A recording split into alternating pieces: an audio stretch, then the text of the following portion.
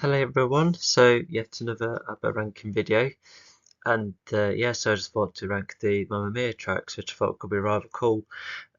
So I think I think I'm still wondering whether to do my own ABBA definitive song ranking, because what I could do to make mine stand out is to have um, like even rank the unreleased tracks as well, and not to mention because everyone else has their top five, which is often very similar to what someone else's, but with me, because of how my own standard, I do rank them differently, which could be worth showing to you.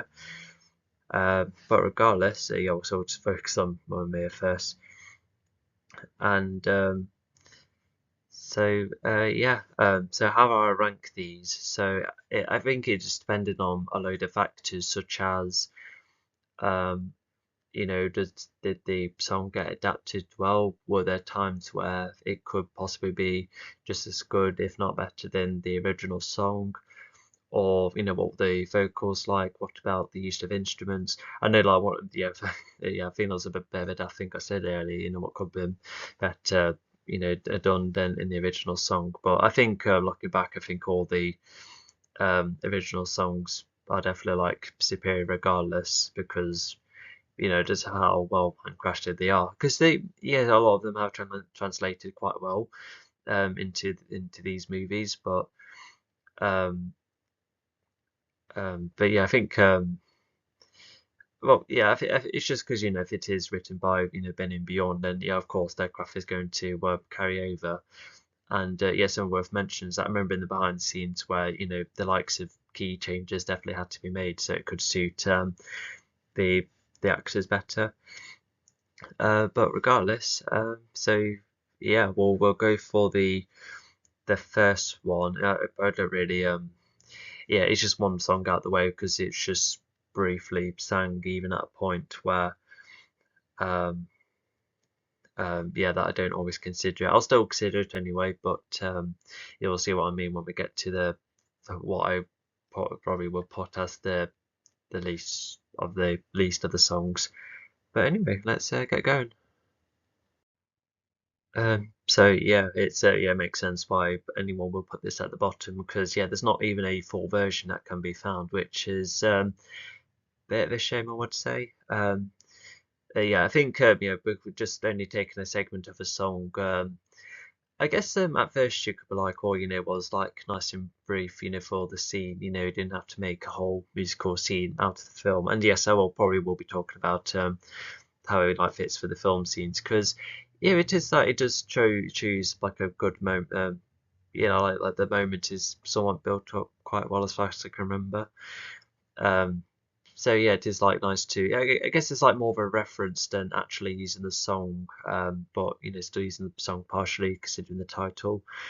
Um, but yeah, it's just at the same time, like recently, because not gonna lie, it's actually like one of these songs, like the original, I've listened to quite a lot recently, because I can see why some people would put many other tracks above this one, considering this one wasn't very successful. But this song does have a lot of really cool moments, like the blonde harmonies in the background, and I really like the long notes, especially after the verses, like cases as what was that one of the lines? Then just wait and see. Like one of those like those verse endings. I really love them. Even that great key change at the end as well. And yeah, the saxophone's iconic. Even the what's like the dinging instrument. That's something that's never been used in other ABBA tracks. And granted, they did try and reference it in Mamma Mia as well, which is yeah, it's like a nice touch. But yeah, when listening to just that segment again because it's everyone else singing it as well, so it kind of drowns out the instrumental a bit. But I guess it is just trying to make the point of being like everyone being on board that Donna should accept um, Piers. I forgot his name. That uh, um, oh, is it Sam? Yes, Sam, Harry, and Bill. Yes, I got it. Oh my gosh, I haven't watched these in ages after all. Well, not like listened to the songs recently, but not the films. So yeah, by cutting it this short, it just means that you just get just some of the just like the basics of the of the tune. And yeah, it's like it's has like the key change, which is somewhat okay. It's like its own, because I think if they are going to be adaptations of songs, then they should feel or sound different, which yeah, which is definitely a good thing. So to alter it a bit, it's definitely wise to do. Although we'll keep that bit in mind for later parts. But at the same time, I do really like the original key in the original song as well. And so yeah, even other than yeah, even none of the actors do anything too special vocal wise here either. So I think that's no reason to put this low down as well. So yeah, you kind of get the point. Yeah, especially with no saxophones, because that's like the um. Although, what about that that tuba at the start? Probably helps sets up the bass or the tone of the track really. So yeah, just extremely cut short stuff. It definitely has like a good few moments. I still like the adaptation of all of these songs, but regardless, yeah, makes sense to put this one down. But anyway, we'll get on to the next one. Okay, so yeah, I decided to put this one next. I felt like this song was quite yeah, muted compared to the original, because I think what makes this song not only a lower rank for me in this whole adaptation roster, but also just how it doesn't really um has like, because if of course every original song beats the cover, but I just feel like this would easily, like, the quality difference I would say is a bit bigger here, because with the chorus, it's meant to be quite explosive, and the highest vocals kind of work with it because it has like that boom into the chorus. But with this well, how the film tries to do it, like, it tries do like a bit of a thud and then going for it, but just it's like making the song a bit more of a whispering song, to which I no, I don't really see like the meaning of it. Like, I know that because did they? I think they do try and add a bit more to the second chorus because of the shots being all grandiose in that, and so yeah, even when the chorus is sung, they're all like going through the streets as well. Yeah, just I don't know, just like in a very shot in a mundane way. I wonder if that's why the chorus is needed to, but I don't know. You should probably make that a bit more exciting.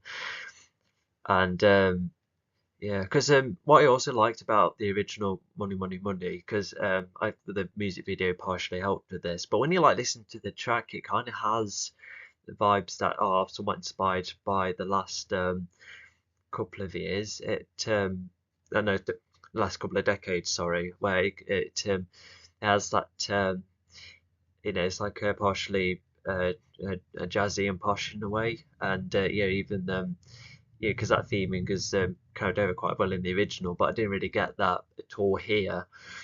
And not to mention, even the in the verses, when Frida sings the chorus, she sounds very like very ominous. She looks like really cool in the music video. Like let's not reference the music video because that's just only visualized in the song, but you still get that captured, which is rather cool. I feel like that adds to the identity of the song as well, but in this case, because every other song that's sang in either film is it's sang with enough purpose, but in here it's like having like too much fun singing the song. And even when you like look back into the film, like, I think the film was trying to communicate oh yeah, well, yeah, of course it was communicating how how Donna probably wished she was a bit richer, because the window was falling down and she's trying to gather, and I like the like money from everyone. I think she was like a landlord or helps run the island, something like that. I don't quite remember. I could do with rewatching the film again. But yeah, even like when she was on the ship and that, I think that was just their imagination, wasn't it? Yeah, because it would have been very tight on time to go back and forward like this. Yeah, by the way, that's the only time like a imagination or a dream sequence happens in this film. I think that is it's not. I reckon the idea could have been communicated better because back then. I know it's a musical, but I still was thinking, how do they go back and forward? Because I know it's a musical, but Mamma Mia films, they generally followed like a cause and effect that was, still more tied to our real world rules. Like still, it's just a bit more emphasized compared to other musicals. So yeah. Um, So yeah, because even if it was like addressing that, you can definitely guess like other songs that have more use to the story compared to this one, which also makes this one a tad weaker as well. And and what else is there? The guitar, like it's very bassy and very twangy. Once again, done far better the original. I felt like the twanginess wasn't quite there in this version, which is a bit of a shame. And yeah, and yeah, I feel like some of the instruments were kind of stripped as well. Like the strings. Yeah, it just didn't feel as much to listen to as well. Definitely, that's going back to the chorus as well. And I know that this song could be seen as unformed. A lot of people have fun with this song as well. It's like quite a jammy track, to which I can see why. Although, but in this song's meaning is actually, addressing a theme about sometimes people can get so rich at a point where money can almost be meaningless to them, to which yeah, yeah, it's able to play that off, no, like play it in a way that's like kind of dramatic and cool, but um, yeah, I just feel like if this had to be in a musical, then in this version, then no, if it had to be in the musical some way, then I think they could have done more, not only more involvement in the story, but also just the just um, because if of course you want to make it sound different, but it already has the key change, so why not carry over the key change with the other instruments as well? That's what I would say. Um, anyway, we'll pop on to the next one. All right, and this is the only song sang by Tanya on her own, and far as I recall, her vocals are fine. I would say there's, the other actors have much better vocals. But if I have to like literally, be asked, who would you say are, some of the better singers out of the whole cast, and um, Lady James's voice is quite easy listening. It's because she's been featured in a lot of songs in the sequel, but I still really like her vocals, and Amanda Seyfried I think is quite nice to listen to, and oh, who else actually sounds quite nice to listen to? Like Meryl too has like a lot of songs she sings as well. Yeah, she has yeah, some nice moments here and there. But I would say the two other ladies are probably like the choices they go for. But yeah, I think all the actors do their best. But yeah, as for yeah, why put this one this far low? So firstly, story reasons. So I think it is because at this point of the musical, it is for the film rather than the first one.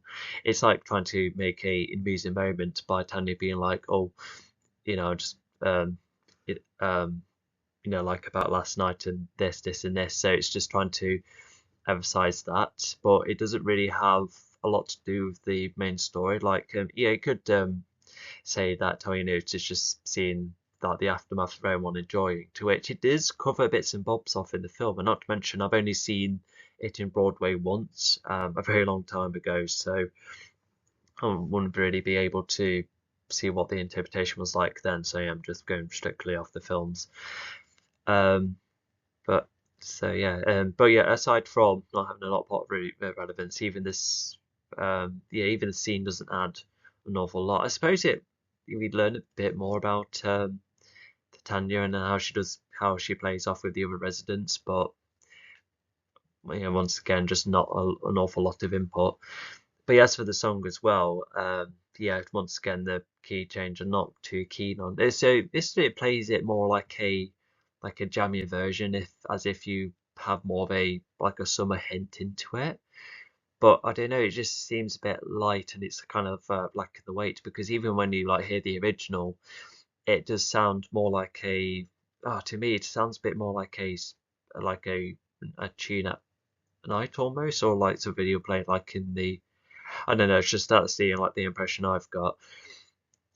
And yeah, and even the the guitar chords, that was chosen. Oh yeah, and even the piano chords as well.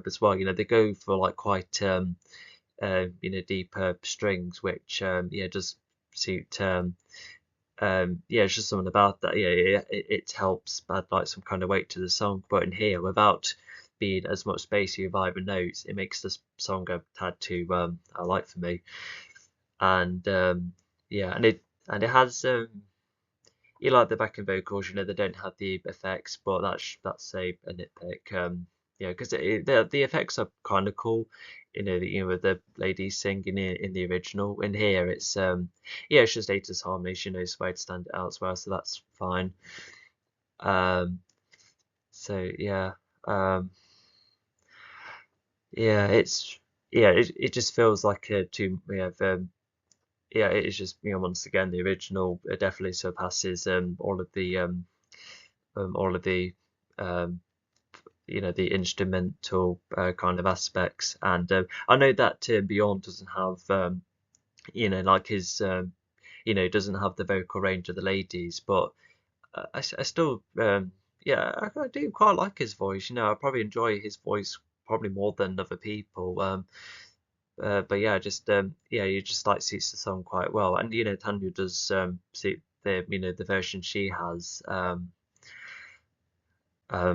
but I still prefer Beyond's still. Um, so yeah, I think that's all I've got to say for this one. So yeah, it's definitely yeah. I just remember listening to the whole trans soundtrack back and thinking, yeah, I think I do prefer a whole load of the other ones over this one. But anyway, yeah, we'll pop on to the next one. All right, so on to this one. Even the cover is very like in the film at a point where you can't really find the original soundtrack version, which because other than I do, every other song you can just find and play on its own. But when you try and find this song and try and listen to it, yeah, you can clearly tell it's snipped from the film and been brought it on.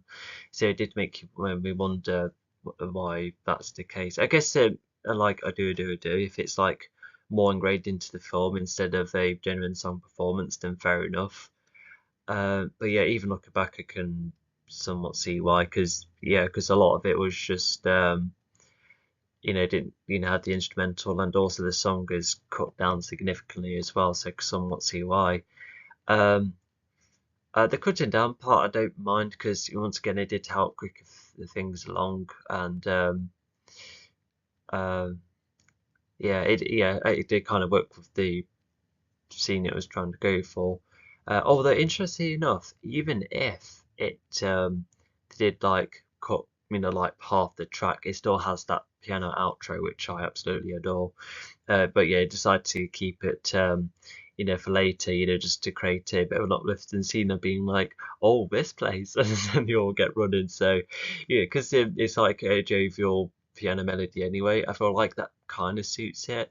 But at the same time, when listening to the other parts of the song, I'm still not as keen with the comedic elements being blended in this track. Because when I like to listen to this song, I do like to listen to this with a more of a straightforward mind. So yeah, because yeah, the Mamma films, they do have like their funny moments, and there has been comedic moments which have tried with the song a little bit. I tell you one example I do like, in the second film where in Dancing Queen, where they're all like get a bit worn out after going up the stairs. I feel like that suits it, especially with the vibe of the scene and the song. But when Chiquitita is, initially like quite a like a thought provoker almost, like quite a gentle one. But yeah, to see it comedified in this way, yeah, it's just something a bit mixed about, which is strange because I'm not sure if any of you have heard about French and Saunders doing a skit based on the first Mamma Mia film. It's quite funny. Like, I know, is it? Oh, yeah, Alan Carr, yeah, the guy with the glasses. He plays Harry, and I think it's Phil. It's just a vegetable head with a hat on, and he'd see the actress of Sophie at the time being like, "Oh, hello, Harry," trying to interact with a vegetable on a stick. It's I don't know. I think it's just like a way to make each of the men stand out. I suppose it saved the budget getting another actor, so they're just like, "Oh, fill it with a vegetable." I was wondering um, what Jennifer and Dawn were thinking of back then. But one joke that does stand out to me is they're like, "Oh, is it playing this song? Wait, which song? Oh, the one that sounds like the dish, chicken tikka." Um, but that's a whole new medium, so you expected to um, like yeah, so the mindset of the parody is like is already there. So anything that gets comedified, you can somewhat accept. And not to mention ABBA and Defenders Saunders, they did do an ABBA parody before. It's they do that the entirely own song, which sounds like an ABBA one. And when you watch the video, it does have like references to the it has like camera moments that I'm very reminiscent of No Me, No You, for instance, and mixing up with a couple of funny moments.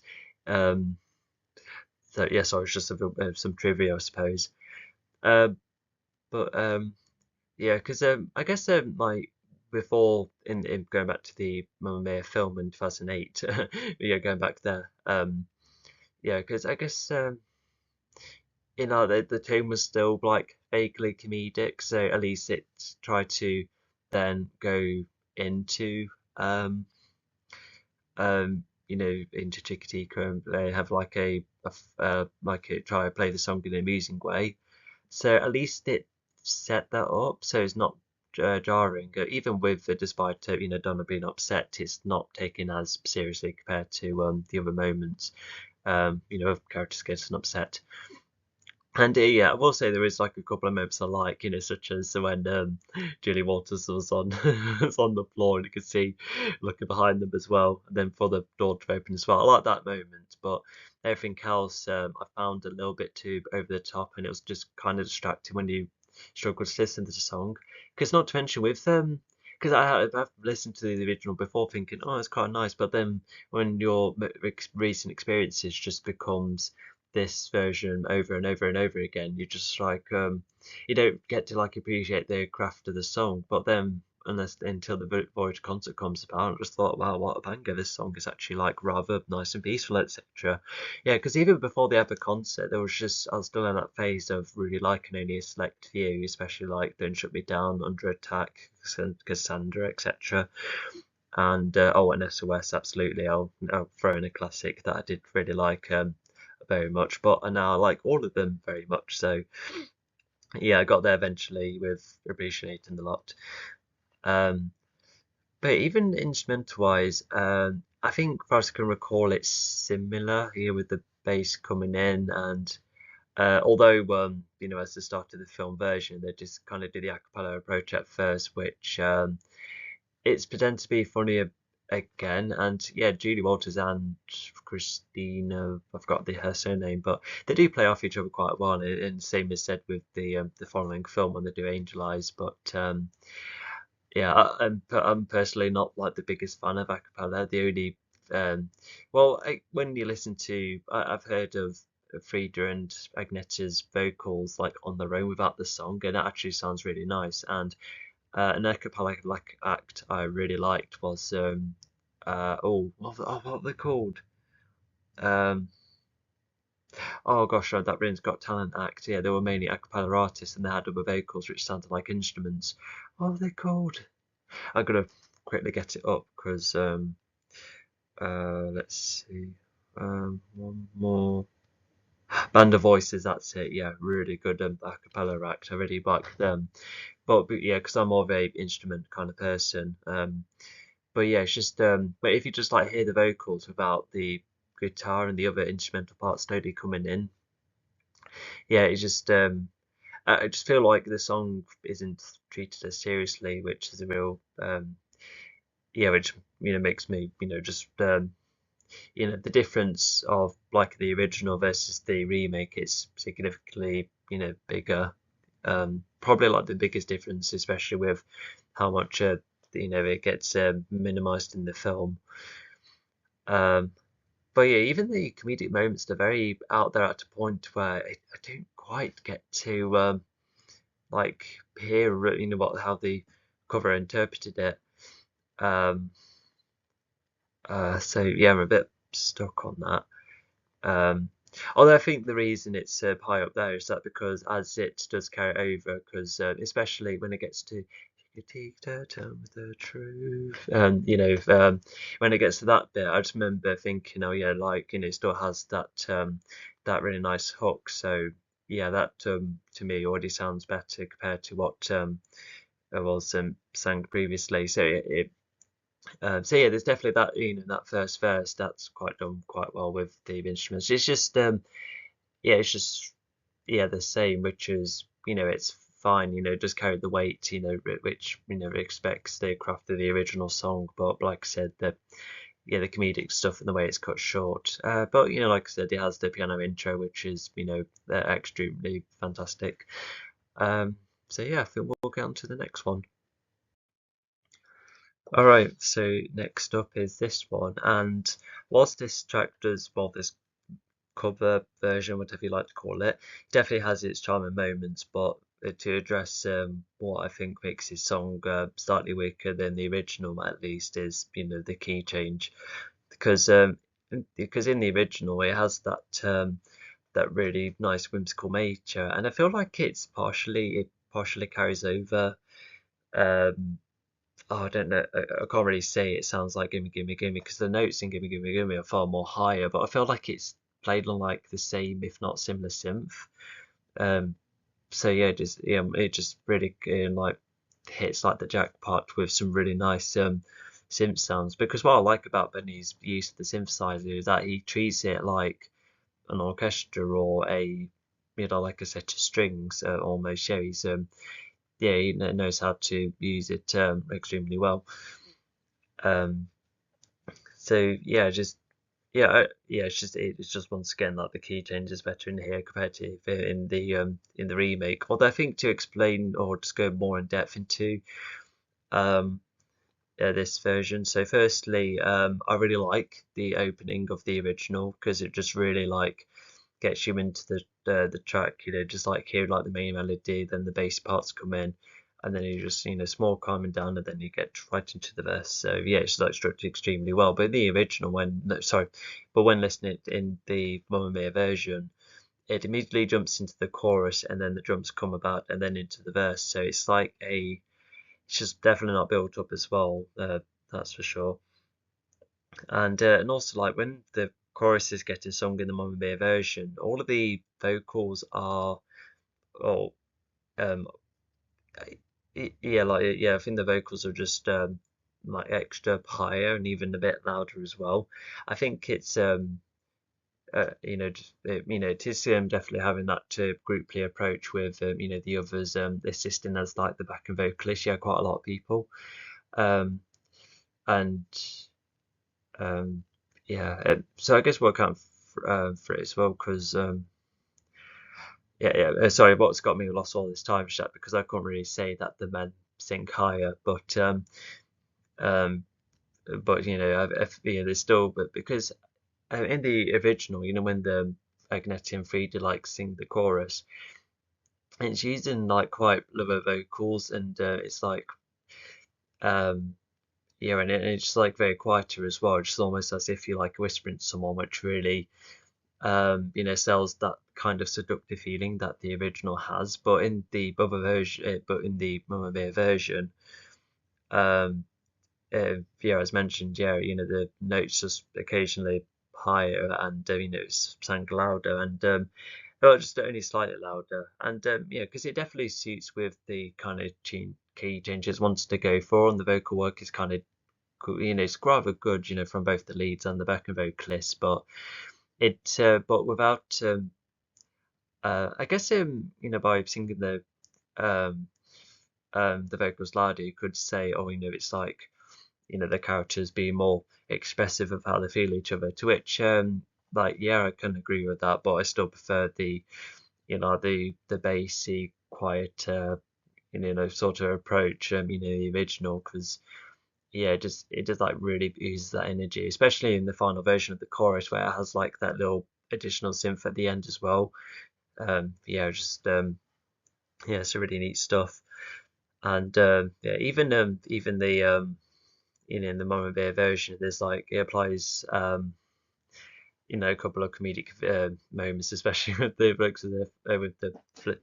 Sorry, that's a cushion falling. Never mind.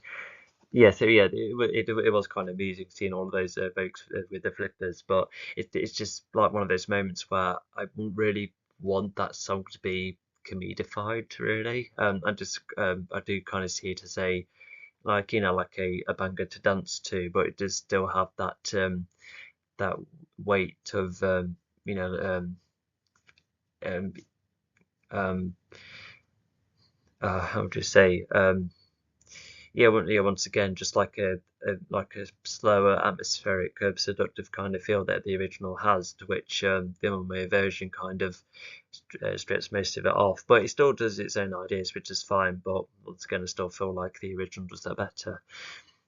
What we'll say about the Momoe version, however, is that to go for, like a switch between a female and male perspective, that's definitely like a new, fresh take, which to the song, which I think like that's like my favorite version. Just like a variety of vocals and seeing the couple actually interact with one another. Because in the original, is mainly coming from the women's perspective, which still really works as it does. But in the Mama Bear version, to go for that, it's yeah, I do really like moments like that because there's a lot of songs where I really like where male and the female singer like interact with one another. It definitely leads to some great moments in music. To highlight some examples, the Spinners and Diane Warwick in "Then Came You," and then yeah, we'll say "Ain't No Mountain High Enough." They're definitely like a good prime example.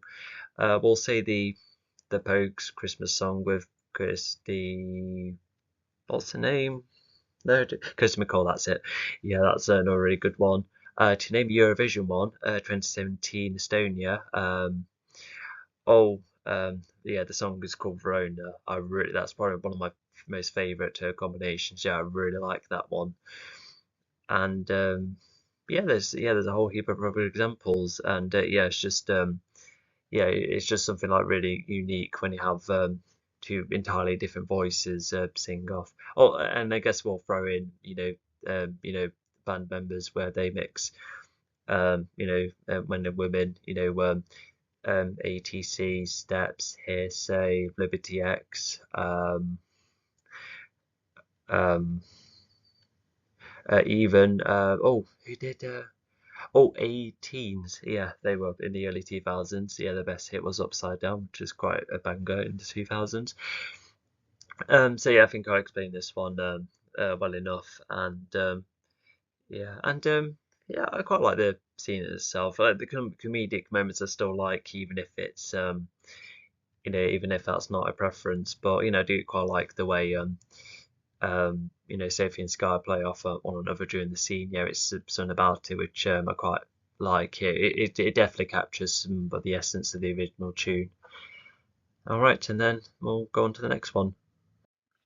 All right, time for everyone's favorite Apple track. Well, I don't know about everyone else, but it has been the most popular, that's for sure. Like on YouTube, 1 billion views when probably every other Apple track should reach that number of views, but I digress, if that's the right term. So yeah, really like a lot of the instrumental parts in the we'll just focus on the 2008 version because I think what makes this version stand out is that it has like that real quick build up, it's like swells with the strings, and I feel like it's a bit more instrumental than vocal because when you like listen to the original, back to back, it's a bit like lower. Like sure, it definitely like shoots up and gets you into the mood, but it was designed to just like give you a taster, and then once the girls start singing, and then go like, oh, I'm into this. But the musical tries to go for a more grandiose approach right from the off, which yeah, it's fine. And yeah, the key is slightly different, not an awful lot, and even the a lot of the although um, No, I reckon I went looking at it when listening back to back. Yeah, I think the once again the instruments were similar key. Also in the film, it does have Benny's cameo. He's on the boat, which was uh, really cool to see. Yeah, I really like when when the men have their cameos. Yeah, it's very it's like a very cool detail. But yeah, even this um I swear like this scene was like released ahead of the film and like released as like a teaser scene, and yeah, but everyone was like loving it because it had like all of the comedic bits, and yeah, the comedic bits I like I guess like from the stairs and then to outside, I really like those gags. The ones earlier on though, they were like a tad over the top at times at a point where they're kind of distracted from the song, because I know it's like a very fun tune, but I just feel like um oh yeah, I think it's just because as like a very good craft in the songwriting, that you should like have like a I don't know, I think it's just being sent more. I don't know, because I know that the three ladies, they're none of them are proper singers, and yeah, they're allowed to have fun and sing their songs in however they like to. But it's just when I listen to the song, like yes, it can be informal at times, but it does generally work as like a very cheerful track, and so yeah, so it's just almost like hearing like a top-notch karaoke version almost, because the instrumental stuff, the way it carries over alongside a couple of changes, it's yeah, that part's well done. Um, but yeah, it's just because it's just when looking at like the other songs I've ranked, there are like moments where the actors, like perform the song some way to make me think, oh, quite like how the singer was approached here. But with here, it's uh not uh liked as much on my end. But um yeah, it's just yeah, it's just it's just approaching with an informal manner, like I said. Although because interesting enough, because the sequel version's coming up, even that like the sequel does capture like the tuniness of the track, and like I said, it just had like the gag with the stairs, but the song is like used to really bring like a sense of joy and happiness, and it's almost like a reference for Donna as well.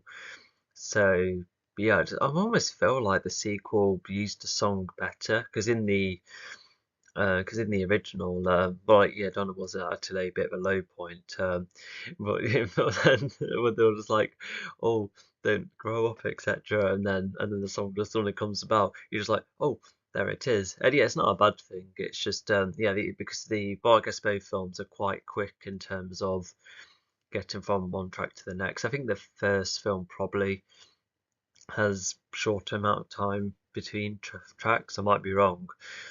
Um, but anyway, so yeah, it's the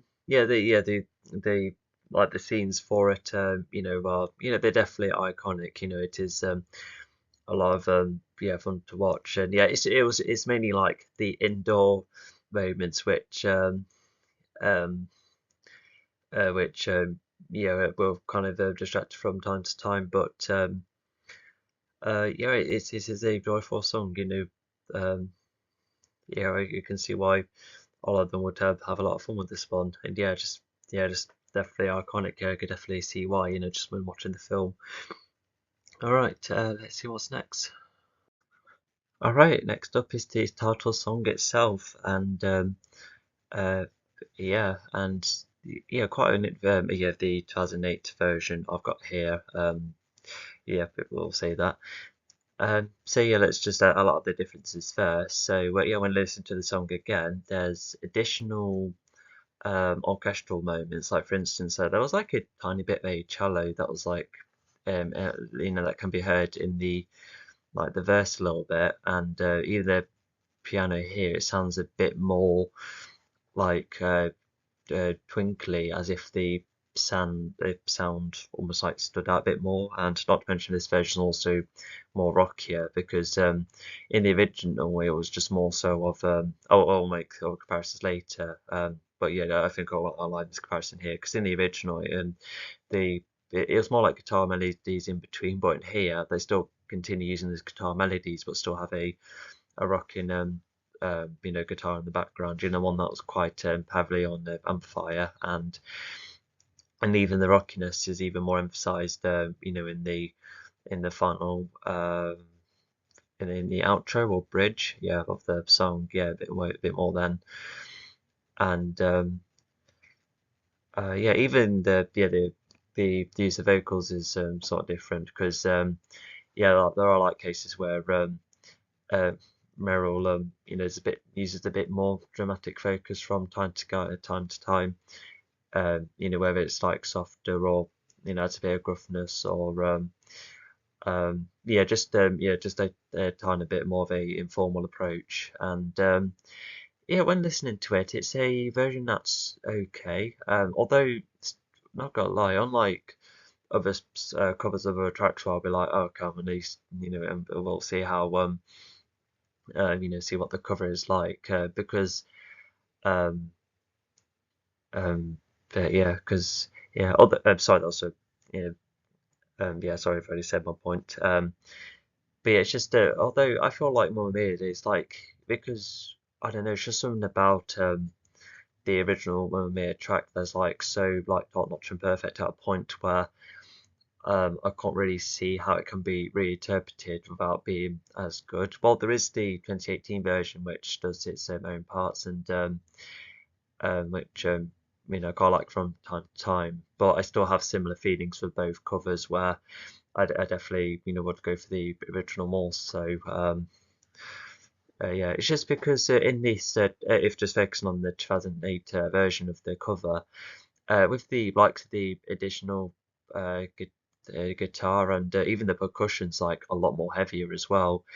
It felt a little bit crowded with the noises almost. Like I get what they're trying to go for, to create more of a, like more of an explosive, dramatic effect with the song. But I think like I feel like in the original, it works with its simplicity and yeah, because even when things like seem small, they're actually like add up to an effect later on. And yeah, because one of my favorite parts of the original is the bridge, where like things start to when the drum starts to pick up and there's like the additional synth and yeah, even the vocals like quicken a bit.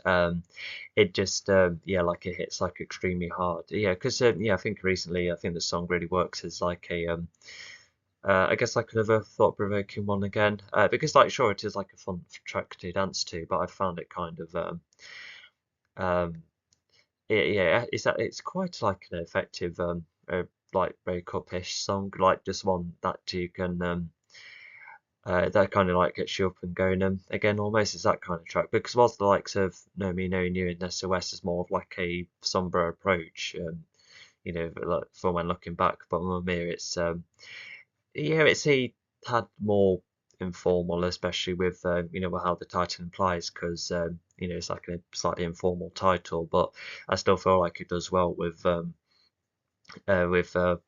what it's trying to go for. It's just enough of a dramatic effect. But yeah, so I feel like in the 2008 version they tried to add other bits, and there's some moments which quite work because even the additional strumming guitar, it does. Oh, yeah, because there's even like some more acoustic strumming. When the song first kicks in. Yeah, because I'm wondering if it does actually sound like that in the film itself. If it did have those rocky elements. I was just trying to remember, unless our version did add a couple of its own ideas like afterwards, so it could stand out, something like that. Oh, okay, sorry, that's just an alarm. Um, but yeah, it's yeah, despite preferring the original way more, the remake yeah, it still has like its own charm and does trying to stand out, does try to be more dramatic, even if it doesn't work as well. And it could say that maybe it is like more explosive to suit the dramatic effect of the film, to which uh Yeah, I can see that like being the case somewhat, and even Meryl does well enough as well because yeah, it's just that yeah she does like add her own flavour to the song. Like I said, with like some formal like vocal choices from time to time, and but yeah, for a lot of it, um, she just I think I feel like she still knows her limit. She doesn't go too far, like especially with the longer notes, because Agneta and Frida they were singing for years, so that's why they're able to really master those like those long vocals. So yeah, Meryl knows that she couldn't quite compete, so she just yeah, I just feel like yeah, she knew her level, but yeah, once again, yeah, the two ladies could outclass any of the cast. That's for sure. Yeah, yeah, Agnes and Frida are that good. Although that brings the question, like, what? Oh my God, there's so many highlights from both Frida and Agneta, or involve say Bjorn as well. I've got to be quick. Um, yeah, because yeah, Bjorn and Benny, I really like the backing vocals on "Keep an Eye on Dan." I think that's really unique, even for the price of one and how dramatic that is. I really like that on the male vocal side of things.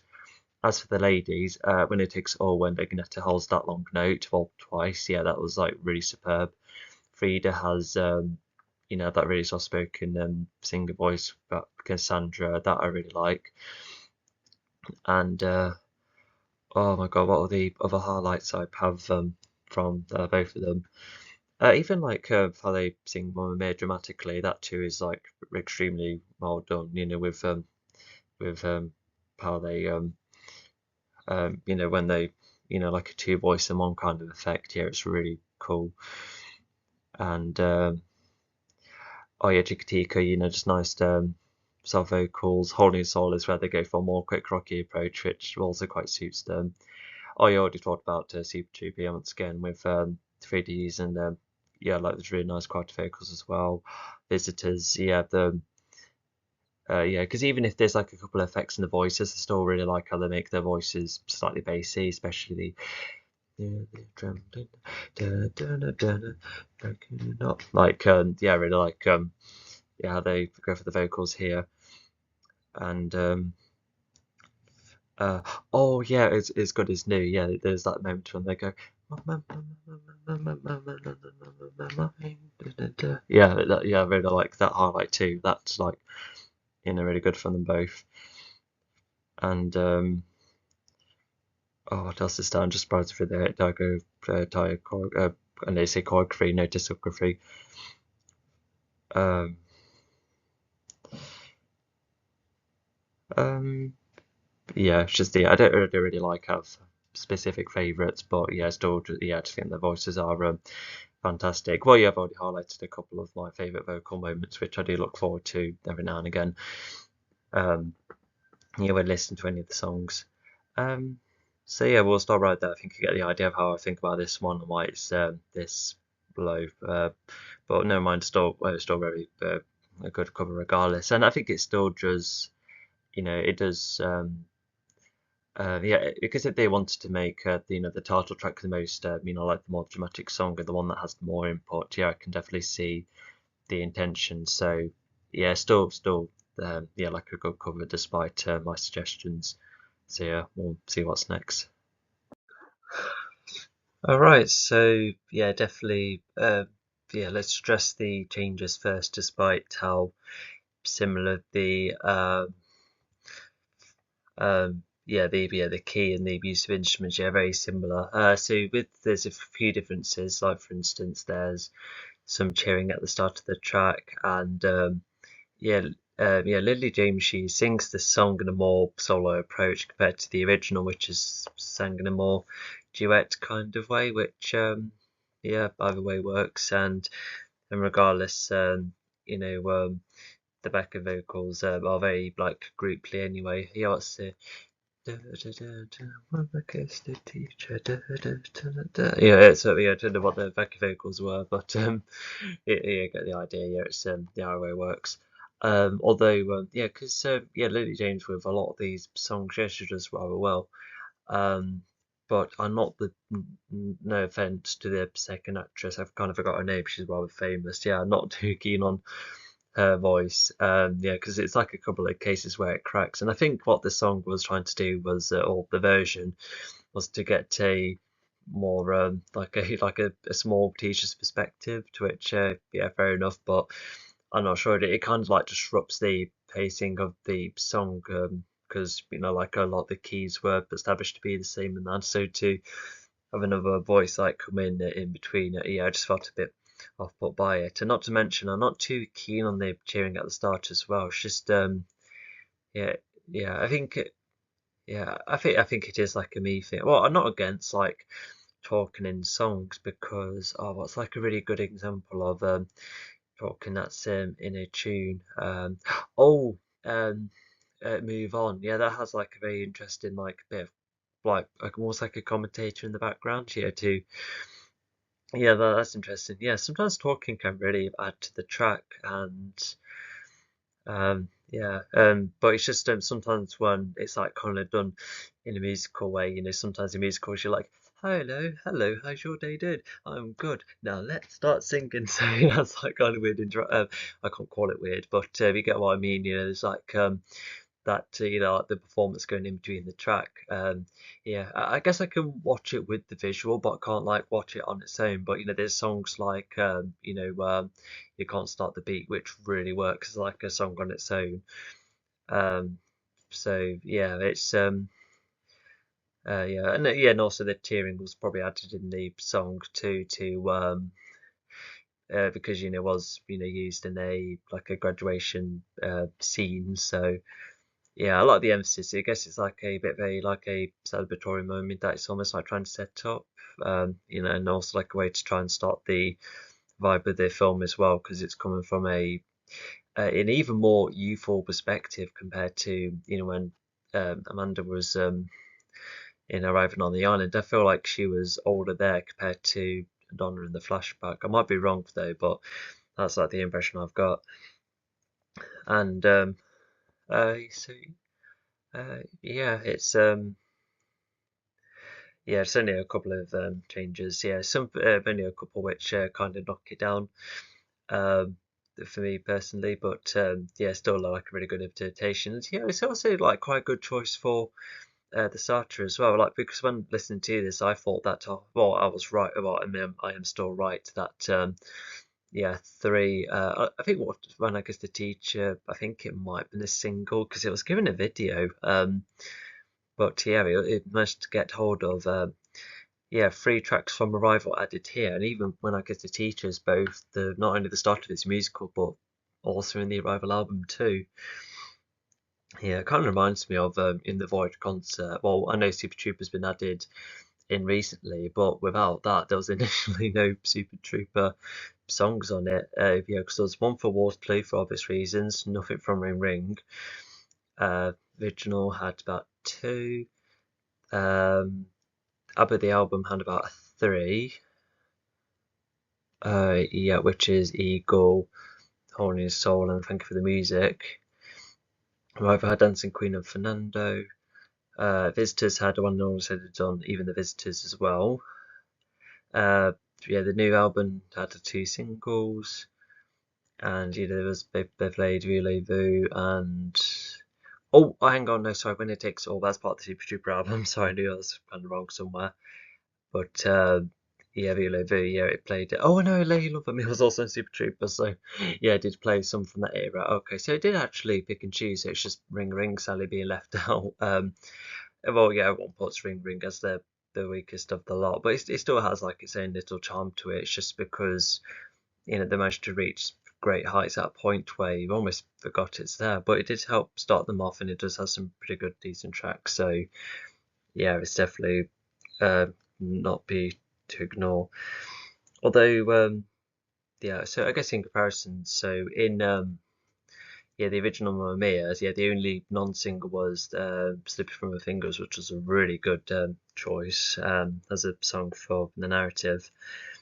But yeah, the rest of it is pretty much like a greatest hits montage. Although, I'm going through the sequel, so that's Yeah, Free From Arrival, I Wonder is part of ABBA the album. One of Us is the only track from the Visitors in the entire thing. Kiss on Fire, that's your Labour album. I've been waiting for you. Yeah, My Love My Life is the ABBA self-titled album. You know, it shared Mamma Mia and SOS and uh, So Long. um, so yeah, just quite an interesting observation. So yeah, the Arrival album really shone in the sequel. Right, that's next. So yeah, now we're on to 2018's version of Dancing Queen, to which, as mentioned earlier, I do kind of like the collaborative nature of this version of the song, and I also like um, yeah, and also just like the when the song comes back in the film, because you know when the film does have like its own low point, and then you hear that track, yeah, it is a proper contrast, which the song really helps with. So yeah, I really like that, and yeah, it's an extremely similar approach to what they did with the with the the 2008 version. Although the only thing I could tell about this one is that when it comes to like the end of the intro and then gets into the chorus, the piano thumps a bit harder. But other than that, yeah, everything else is rather similar. But yeah, with everyone else singing it, it means that and you get like the high vocals from the ladies, but even like the mixture of male vocals throughout it as well, which yeah, it's kind of like that approach. It is because what I will say about the 2008 one is that with the more specific characters singing it, it's because I really like how distinctive all of the actors' voices are. I think that's what I like about this one because as you'll later see, you know, there's the sequel version of Super Trooper, which also does well with distinguishing a lot of the actors' voices. Um, but yeah, in here though, you know, it's like all of them participate. So yeah, just making it almost like a choir approach, which is yeah, it's fun and it's different. Although I do more of a singular vocal kind of individual, but I do like a really good duet. You know, I've already mentioned a good few examples either before or later here somewhere. And yeah, even there's instances later in this 2018 version of Dancing Queen where Sophie's vocals do get a bit more on the forefront, which is I guess kind of nice because she still acts like the forefront in the scene. Oh, I'm gonna let sneeze. Oh no, no, I'm not. I denied it. um, and so yeah, just like I said, just very similar to the 2008 version, where you know it's like a more grandiose grand version of the song, and yeah, yeah, it's just only a couple of other little tweaks, which makes me like this version a tad more than the 2008 one. But the 2008 one, as mentioned, yeah, does have you know still you know, like moments which are like just as much or and yeah, I've already outlined it. Yeah, right. Yeah, let's go on to the next one. Right, so onto this equals version name of the game. Yeah, I'm quite surprised that this song came back for the sequel. Maybe they did it just to be like, oh, you know, sorry for cutting out the first one, but we brought it in here again here. And because there's been times in both films where certain songs act as like certain themes. Like for instance, I Have a Dream seems to be quite a reminiscent song of when going or leaving places, or when Dancing Queen is almost treated like Donna's song, and you know Super Trooper is almost like the nice performing one. Yeah, so there's like a bit of a theme. Oh yeah, and even SOS, you know, is almost like a theme for Sam and Donna as well. So there are like some tensions. Although in here though, um, I, I I guess what you could interpret, oh, I don't know, you can't really interpret it not without the scene being deleted. But if the scene wasn't deleted in the 2008 version, then I guess it's both Donna and you know Donna being like, oh, you know, wonder what's going on here. But you know, with you know after meeting Sam, but with Amanda, it's more so of just wondering what's happening with like all of their dads. So there could be like some kind of connection there, but definitely nothing as solid compared to the other tracks. But I quite like how, like I said, some songs are almost used as like are more like character specific, which is quite nice. But yeah, when listening to the version, because Lily has definitely a different voice compared to Amanda's. Amanda's is a bit more high somewhere, and but Lily James's vocals is a bit more, I guess, like a bit more posher. I guess that's the like best way to describe it.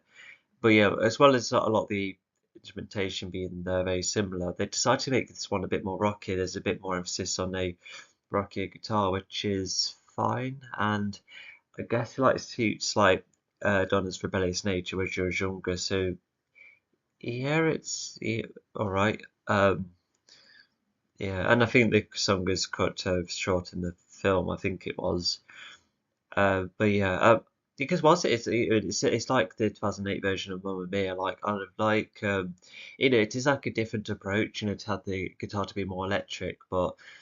In the original, almost like Mamma Mia, I do like in the original Name of the Game with with the simplicity when the guitar comes in every now and again. It's a bit more specific for where it's placed in its card. But like I said, it's a small change which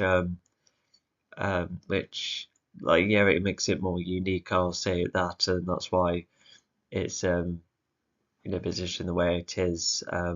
But it's just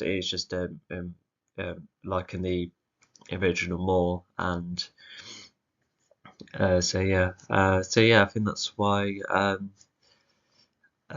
yeah. Sorry, I'm stuttering. Anyway, yeah, we'll pop to the next one, shall we? Yeah, it's just yeah, just nicely interpreted once again, despite the couple of changes, which yeah, I just generally like, despite preferring the original. So yeah, let's get going. Okay, so I reckon some people are like, "Oh my God, why do they relegate Waterloo into the credits?" And yeah, well, I'm not sure. I don't think there might be some people probably wishing it was like more within the film, but because of what the lyrics are like, um, I can see why it wouldn't really suit the plot of the first one. But in here, um, I don't quite remember the plot reason for singing this specific song in this film, but is it just to show that Parry's a intellectual? Was that the point? Something like that. Oh, because that reminds me, ITV did a show called, what was it called? I Have a Dream, where it's going through a whole load of singers here and who would be like the best cast members for the next Mamma Mia for Broadway, and yeah, they had like the idea of with school books or textbooks, to be like, oh, here's the lesson to learn about Waterloo, something like that, which is a cheesy concept but kind of works. So I wonder if it's like a tiny bit of a similar approach here. I know it's in a restaurant, but still, the scene itself is like quite dynamic actually. There's moments I quite like, and they even leaked it as the as like a taster scene, or not to mention Benny's cameo. It's great. Yeah, it definitely appears in the sequel here. I swear Bjorn has two cameos in the sequel because he plays like the priest in the church at the end, and he also plays presumably like the head of the university. Yeah, I quite like that cameo, but he does look the most different compared to the other dad members growing up. But you can see some of the transition because I really like his beard in 1982. Yeah, it really suits it as a older artist. Yeah, it's yeah, I quite like it. Um, but anyway, but in here, I guess it's Oh, I guess it's like a tiny bit of a similar approach, like the 2008 one. It's kind of similar. The drum beat isn't as emphasized, but not to mention, like Carrie's actor, the vocals, goes for more of a deeper approach, which still works with well enough for the song, and then Lily sings the verse, so it's treating it more like a duet to which to sing together on when it is different. And yeah, I quite like it because even if it's like sung by a duet anyway in the original, but the vocals remained unified. But in here, it's a bit more singular, which is once again just different. But yeah, I can't really like find anything else more unique. I think I guess the saxophone is slightly different sounding. There's that. Although I'm not like the biggest expert on saxophones, I won't really know how to tell the difference. But yeah, I think it's just because of the alternative approach. That's why it's the place to where it is. Just using the song in the way that's a bit more meaningful and and also like the scene is kind of cool. It's just like the most musical scene I've ever seen in these two films, and um yeah, and going for a more duet approach. Yeah, even whoever plays young Harry, yeah, I like his voice enough. Yeah, because I don't often listen to artists with like deep voices, kept in that way, but I still quite like it.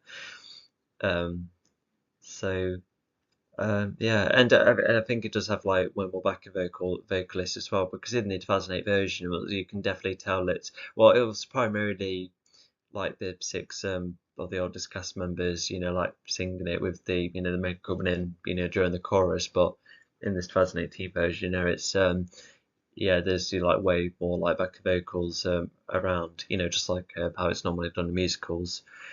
So yeah, yeah, let's move on. Okay, fun fact, I was not keen on this track when I was younger, but after listening to it again, yeah, I really like this one. It's a really good breakup song, and yeah, it's often described to have a like a reggae bass to it, and yeah, which is like an unusual approach to a song like this, but it did actually work really well. Yeah, just yeah, has that that very bassy feel to the song, which I like, and yeah, when listening to both versions, instrumental wise, it is quite similar once again, except it's they seem parts are slightly muted in the musical version, and not to mention the intro just simply has the instruments playing itself, because in the original, Agneta vocalized a little bit, which is just helps foreshadow what the melody is going to become. And once again, in the musical version, it's yet another attempt with a female perspective, which yeah, because even given Sophie and Sky their own lines, you would so like because sometimes you have to be careful with songs like this, because if it's like a song strictly come from a like just a singular perspective, then that's really have to be more careful. But in here, I could definitely yeah, I do like how they exchange their lines, and even though music video is a music video, like the scene for it is quite shot in a way that's kind of simple, but I still feel like the song really like carries it over, and yeah, especially after a tricky scene, because I think it's only like lightly implied that they've broken up or taken a break, separated, whatever the intention was, but the song still suits that scene, yeah, regardless. But yeah, this is almost like in Abba's roster, yeah, definitely one of the more devastating, dark and sad tracks of the lot. Yeah, it was the UK's last top 10. Fun fact, UK's last top 10. The last UK song to reach the top 10. The last one to reach the UK top 10. There you go, got the words right, or the order of them right. Um, so yeah, I'm not really sure what to say about this one. Yeah, just once again, it's only like a couple of changes, and um, yeah, once again the originals were better. With what it emphasizes emphasizes with the synthesizer, you could say. Yeah, so I feel like there's a tad more going on in the original one, but I still really like how the sequel was used, because yeah, you would yeah, because one of us does feel like a very easy choice when making a sequel. Yeah, strangely enough, and yeah, I think that's all for that one. Yeah, it's just yeah, just yeah, it's just very good representation of it once again. All right, let's have a look. All right, on to this one. So I'm not sure whether it is before or after what I said about thinking that Meryl probably suits like the like so quieter songs, but we're listening to this one again. It she does suit it quite well, and yeah, once again, because she can't compete with Agneta, you like even Mel's vocals, they aren't restrained, especially with the longer, louder, higher notes. Yeah, they are quite impressive. The verses, however, are sung in a way that's a bit more slightly like undermined, but they still like capture like the emotion of the song still. And not to mention because like you could say that about the other songs, but this had the biggest difference between how the soundtrack did the song versus the film, where you hear a voice way more so, and yeah, which means that the instruments aren't as heard. But when you do hear the lot, once again, it is yeah, it's going for a different key change again because how would I describe this one? I guess like this version, yeah, the 2008 version, it's as if the sun is going down. It has that kind of like slightly darker feel to the song. But yeah, but when I listen to the original, because especially when the music video looks like the mid to late afternoon, it's I kind of see it around that area, and it's just how I feel about it, because like depending on what breakups are like or what the post breakups are like, and how you would feel about any point of the day.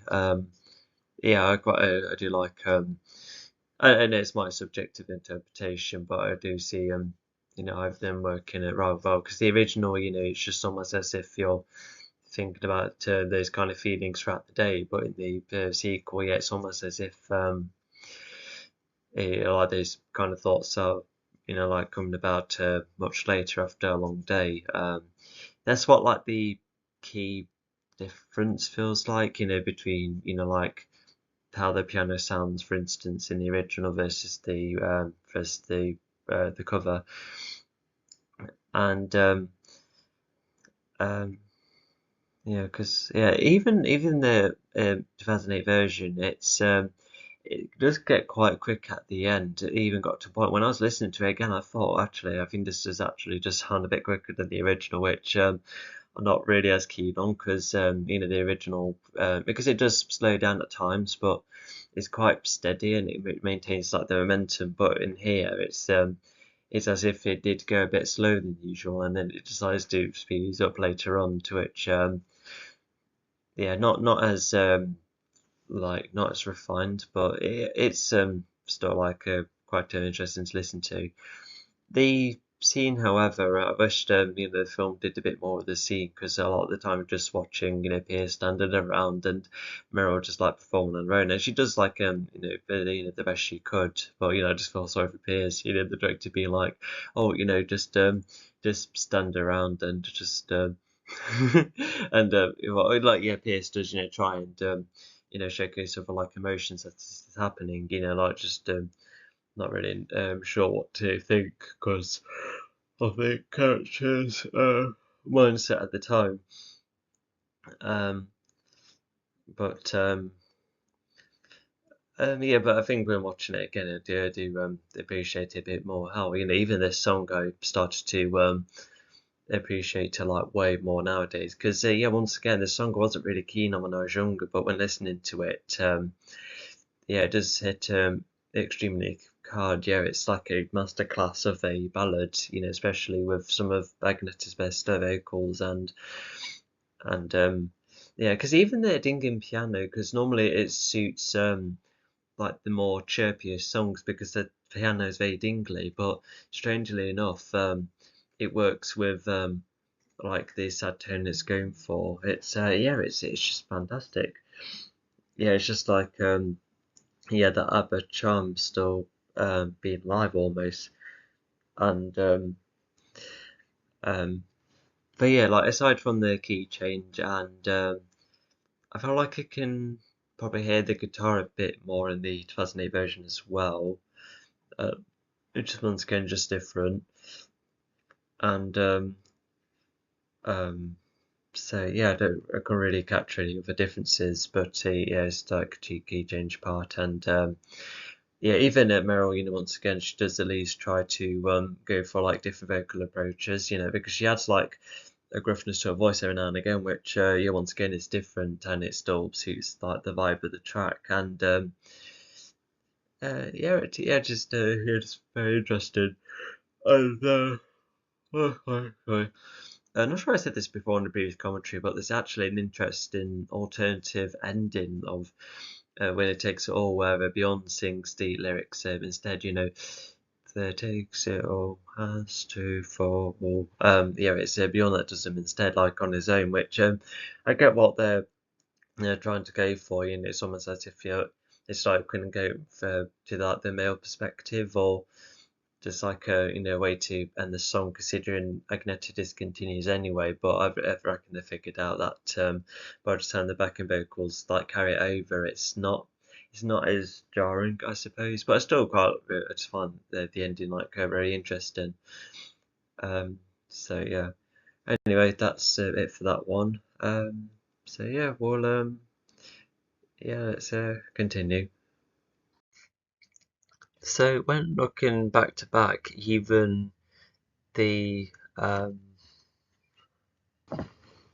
yeah, not a whole lot of difference between both versions. Although when listening to the musical version, it's cut out the guitar solo, which is around the end, which is fair enough. I quite like that guitar solo in the original, but if they want to cut it out, then fair enough. I suppose you can still allow the track to flow. But also what made the musical version different is that if you're like listening closely, there's like this strumming guitar or ukulele on a high note, like constantly dinging by going. Doo. Yeah, I had yeah that going in the background, and I think that was just to add more of a like a European flavour to the track, which yeah, I still like. And yeah, Lily James does like her own approach from time to time with the this version too. Oh yeah, even the backing vocals, I think they come in more so later in the track instead of always being there, because they weren't so prominent in the first chorus. Which yeah, I guess it's like a way to progress the song, which I like. But the original, the backing vocals being there from the start still yeah, rather top notch. So yeah, once again, we do have one that I've been extremely fond of the original recently. And yeah, I think with the way Frida sings it as well, because she really like sings like the gentle vocals in an extremely good way, like just like in Super Trooper and that. Yeah, this is the yeah Frida's to see woman who sang I Know There's Something Going On, from her from the album with the same name. Yeah, that was yeah, that was 2 years after Dante Dante. So yeah, she is very flexible, or very she can go for a lot of styles. Yeah, I think that's the best way to describe it. Um, so yeah, yeah, even this, yeah, the track itself is, yeah, just, yeah, very, yeah, it is just like a very endearing track. I really like, the piano having the melodies, and then the synth comes in a little bit, and but also the bass as well. Like the bass is so deep, it sounds like it's a cello being plucked, like it's done dun dun. It's just like has that really nice effect. It almost has like a heartbeat actually. I wonder if that's what it's trying to emulate. Yeah, really good song for the scene as well. Um, all right. Yeah, let's see what's next. All right, so now we're on to another version where the cover is yeah, just a lot quieter, less going on almost, right, to the instrumentation, but it's still quite effective in other areas compared to the original song. Yeah, because whilst this cover is really good, yeah, the original still like surpasses quite a bit. Because yeah, when listening to it again, it's almost like one of the more emotional, slower songs. It's yeah, it's like crazy how much it does really get to you. Not gonna lie, there was one time where I used to get confused between One of My Life and I've Been Waiting for You, because they both have like a similar uh, like tempo, but at the end of the day, I think My Love My Life is like the more slower, more emotional one. But with I've Been Waiting for You, it has like more of a grandiose kind of feel to the song, to which yeah, there's definitely differences. Um, but yeah, the original really has some really nice parts, like the string moments, and yeah, there's like really powerful notes just before the chorus ends, and even the males, yeah, like Bjorn and Benny, they have like their own lines like "so sincerely," and yeah, just really like adds like a whole new layer to it, and yeah, the way it builds up, it shows just interesting. Even at the start, it just sounds like you're heading up to the clouds and you just like seeing this blinding light. It kind of gives me that kind of vision. So it's really like heavenly, really. Yeah, very interesting one.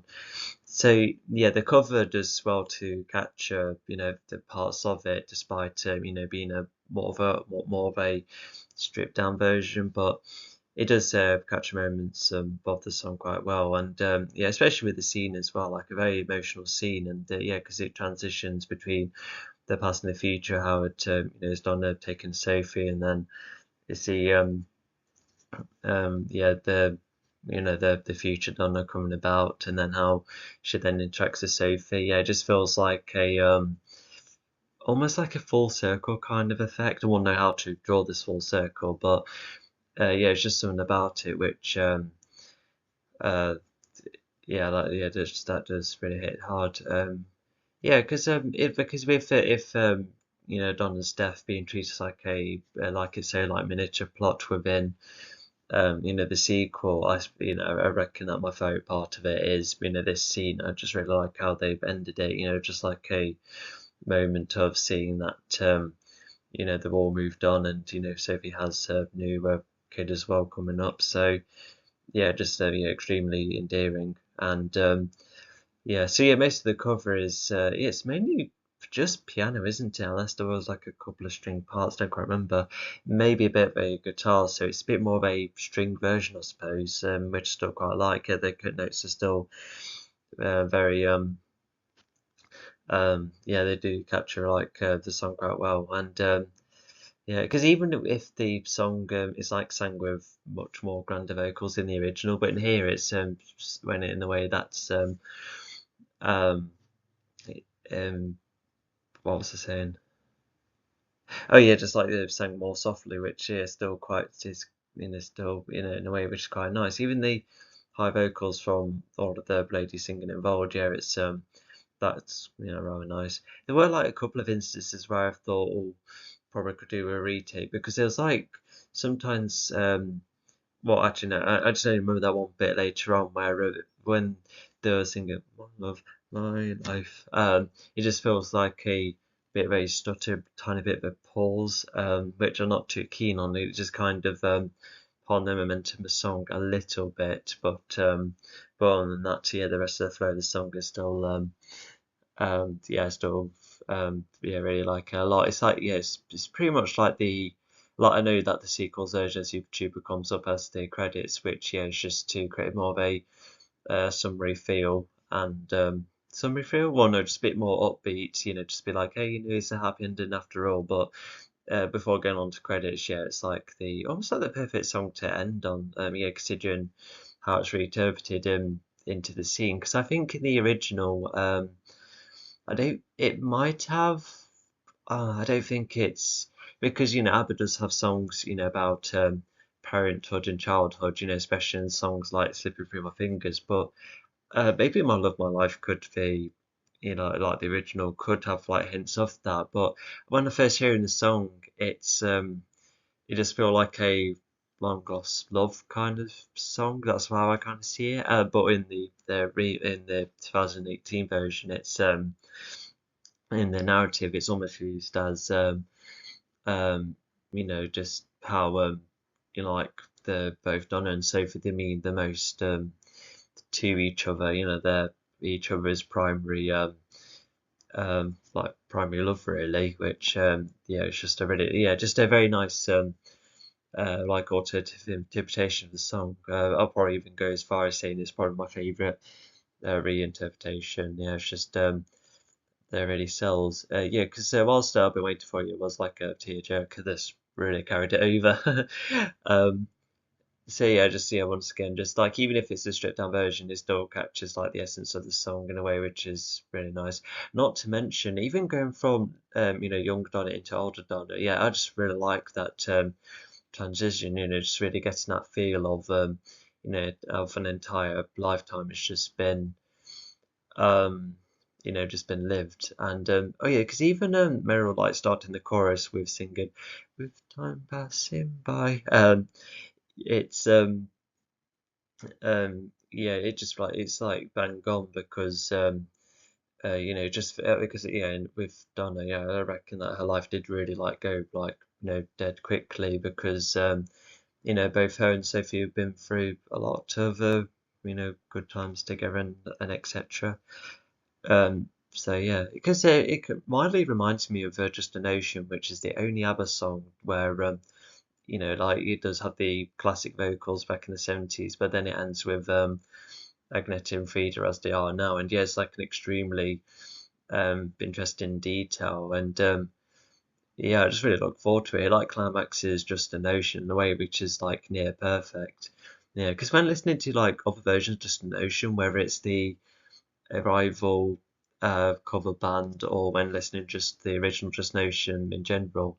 Because the ending, like it's fine because it's just carrying over like some of the melody, well, just like what the original melody was. But when it was finally refined for the Voyage album, yeah, it's just the piano just like getting like really bang on and the strings are swelling up and coming after some long notes. Yeah, it's just the way it's edited. Oh, it's so good.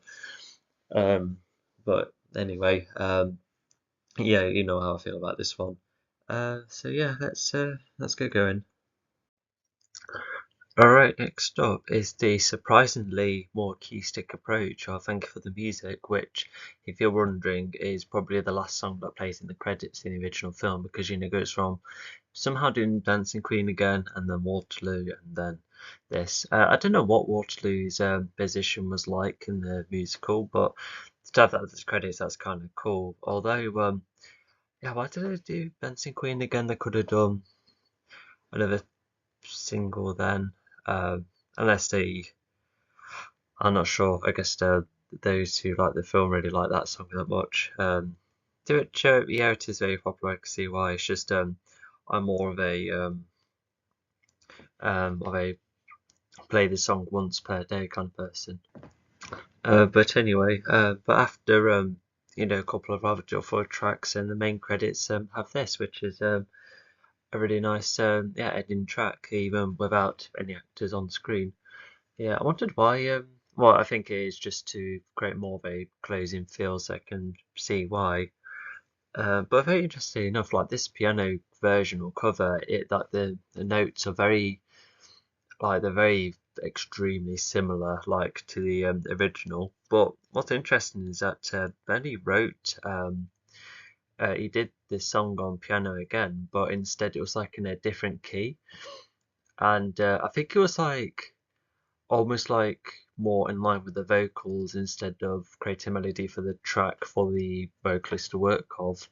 So yeah, Benny's approach, not like I said, not only a different key, but just like his own song, and yeah, it actually really works. It was released in the mid 2010s. It even was a music video created for it, and yeah, the video just was like through photos, and yeah, I do find it very I don't know how to think about it because of course, 82 is where they officially split, and then they've had like a couple of reunions, especially when the Mamma Mia musicals can go, um, out in, when premiering. So yeah, the four of them are all together then. But then you have the so-called ABBA The Last Video, which I've seen it. Um, yeah, it's fun. I like the the cameos and the way that um, they used the lift footage, from the film and seeing the signature at the end. Yeah, it was kind of made into like a, yeah, this is like definitely the end. So yeah, this is what, we have achieved. And yeah, here's the fun cameos. And yeah, it's very like reminiscent of a older comedy of some kind. Yeah, yeah, it's yeah, it's like one of those things where the was like seen as the ending, like the total ending, but then obviously they came back in the early 2010s, 2020s. Yeah, but even after the Mamma Mia sequel, yeah, that was 2018, so they decided to make an album that was released 3 years later, which is yeah quite a yeah, wow, like what decision. Yeah, because they kept refusing to reunite. Even some people were like, "Hey, we'll pay you all $1 billion," and then they were like, "No, no, we, no, we, no, no, I guess we'll just come together when we're ready, okay?" And yeah, they definitely needed that time. Yeah, not only for the album, but yeah, because it was two singles initially. Then they're like, "Hey, let's make an album," but at the meantime, they're also creating the Voyage concert, which yeah, yeah, that took a lot of work. Yeah, absolutely. Anyway, going back to this, yeah, sorry. Yeah, Amanda Sings is really nice, and um, yeah, yeah, very nice, faithful cover, and so yeah, and yeah, well, also I do really like it because the original Thank You for the Music is quite grand at times, and yeah, it is extremely yeah, very endearing track despite being grand, and yeah, it's also like a very suitable track to end on. Yeah, it's almost like a very good the ending track, despite coming. It wasn't even the end of the 70s yet when they were making that song. But yeah, gosh, yeah, what would be the perfect album closing track? Because if you like listen to all the albums in order, then there is Ode to Freedom, but I can see that's been a really good ending song, and there is. I guess no doubt about it because it has the last lines. This is where it ends. So I guess if those like to end it on a quick banger, then yeah, yeah, because I quite like that one. Yeah, sorry, I just wondered about other things, aren't I? But yeah, yeah. This was, I think, this is the only song that mainly runs on the piano only, and yeah, it does quite well. Yeah, just like a very simple cover. Yeah, just the piano, just vocals, and yeah, it's just a very yeah, just very charming. I just like the feel of it, and yeah, especially after watching the film. So yeah, yeah, it's just the simpler things done rather well here. All right, on to the next one.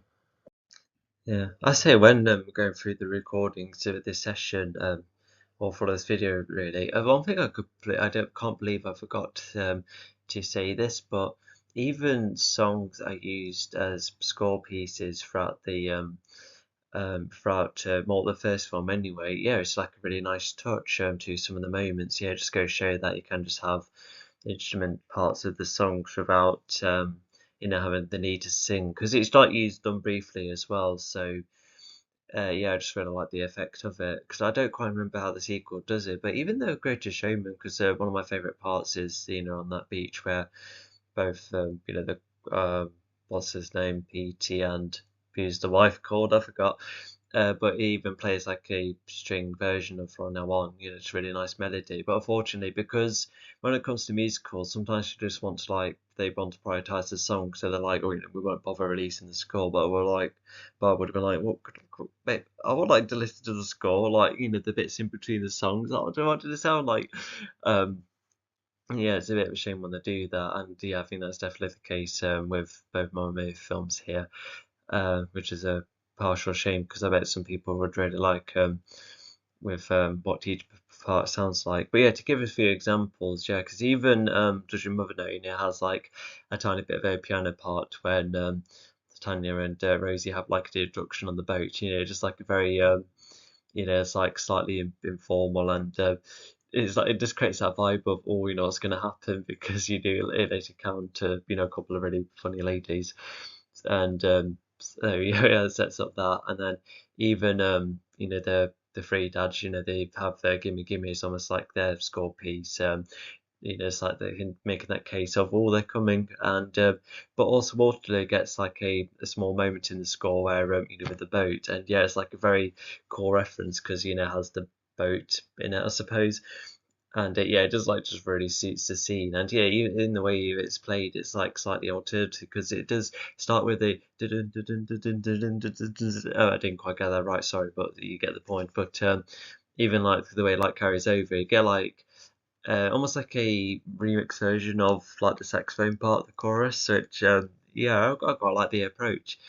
So I do like I'll tie those score pieces to the individual tracks. So yeah, that does. I'll say that's a compliment. As for the 2008 version of Waterloo, which is Young Skin in the credits, yeah, the only distinction is that I guess the guitar is a bit more. Although here's the thing, like a lot of the times where I thought it was like the electric guitar strumming, but at the same time, there's actually a synth underneath the track, especially when you listen to the Dolby Atmos remix, because whilst the the guitar would have been like, but the synth is like, and it's not to mention the there's the piano as well, which also probably gets mixed in with the others as well. But in this version, yeah, the guitar stands out a bit more, and the synth part is also a bit heavier. Not to mention the drum is heavier, more on the forefront in the 2008 version too. But yeah, aside from those like little, like which instruments are more on the forefront than others, yeah, I quite like it as the credits song because it's like for some it's like the definitive ABBA starting point, which yeah, I can see why. And yeah, it's almost like the best song from ABBA's early era, to which yeah, because before during that Ring Ring Waterloo era, I do quite like People Need Love, and Ring Ring I think has like its own little charm to it. I really like Disillusion, that's like the sad song before SOS, and When It Takes All comes along, and Oh Has to Be Anna's great, and Honey Honey is also a banger. Um, what else from Ring Ring do I like? Go Singing My Love Song. I really like Me and You and Bobby's Brother. That also has a really nice melody to it, and really does Frida good too. Frida, no, that's not like the right thing to say. Well, it just showcases Frida's like gentle vocals. It's almost like a very good introduction to her vocals. Yeah, it's great. Um, but yeah, and I think with Water as well, because because it has like a cheesiness and a more of a informal nature kind of, especially with it being tied to Eurovision. Yeah, so and also with it being the credits as well, I think that's where it allows all the actors to like be themselves as they perform, and they all have like their costumes. So yeah, it like suits the tone really well. So yeah, like with it being the credits, it almost has like a bit more of a pass, not to mention with the kind of song it is. Yeah, not to like I will say that Waterloo is definitely like a very good well crafted track, and yeah, it's definitely like the kind to definitely have fun with. So other than that, yeah, it's just yeah, I guess like a one cool way to uh, end the film. I kind of wish they probably just stuck to Waterloo instead of doing Dance Queen once again. But oh, how maybe do another one instead of Dancing Queen. What else is like a very good quick jammer? Um, Hole in the Soul. Imagine that. Although no, I feel like that's a bit tone deaf after I Have a Dream. At least Dancing Queen kind of carries over from I Have a Dream quite nicely, strangely. What would be like another alternative if there had to be, Waterloo and what else is like really quick, like really cool. Um, hmm. Uh, I can't really see Head Over Heels working as such for that one. Uh, or like Elaine, that's like a quick one too. Although it just goes to the question of what others had to create a character called Elaine or something. And yeah, I just remember that being a nice quick one. Oh, As Good as New. Yeah, I could see that working. Or um, I don't know. It's just I'm also trying to not mention songs that were then appeared in the sequel. What about Tiger? Oh gosh. Yeah. Yeah. Once again, I guess it's fine to do Dance Queen again because it's just because it's like Donna's theme, and they just wanted to do that again. But yeah, I've already said I'm more of a one song per day kind of person, not one song per day, but I just like listen to the song once. Yeah, throughout the day, yeah, because in my my various workplaces, yeah, there's like times where either radio stations will repeat the song not twice but three times in the span of 8 hours, and I just want, I was just like, please play something else. Yeah, because my bed just gets exhausted, yeah, especially when it's a song I'm not too keen on. Um, anyway, yeah, let's move along.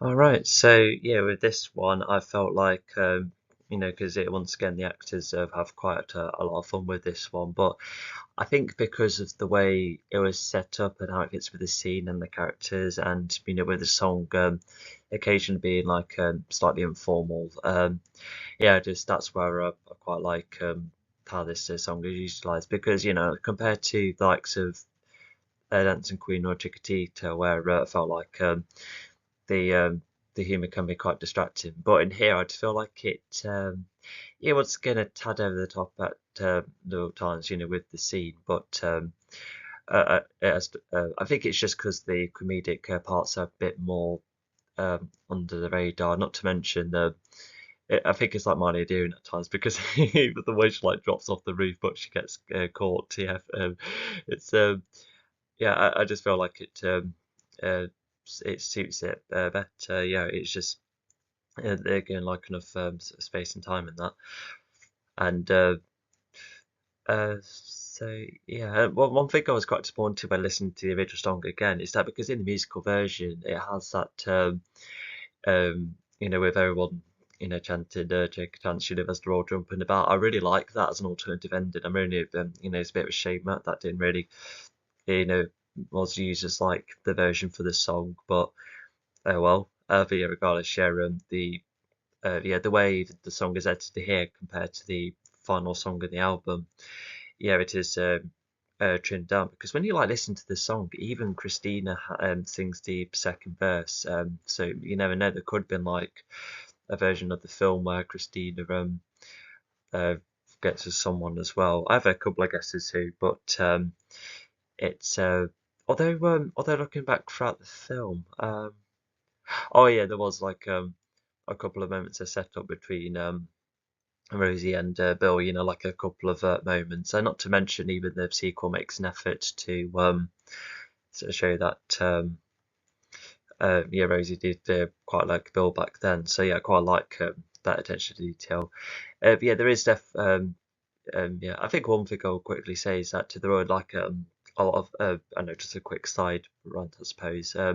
Yeah, because after watching the first one so many times when I was younger, and then seeing the sequel and seeing a lot of the some of the history being accurate, like, because as well as that tension between uh, Rosie and Bill back then, another moment I really like is that because I always remember that line from Sam that says, "Oh, I had to go. I was exchanged, but I told her I couldn't marry her, so I come right back." And then I thought you'd be waiting for me, but it turns out you were someone else. And then you can literally see that scene, like parts of it, play out here because Sam does come back and he was engaged at that time, but he was willing to put that aside to be with Donna. To which, yeah, best him for trying.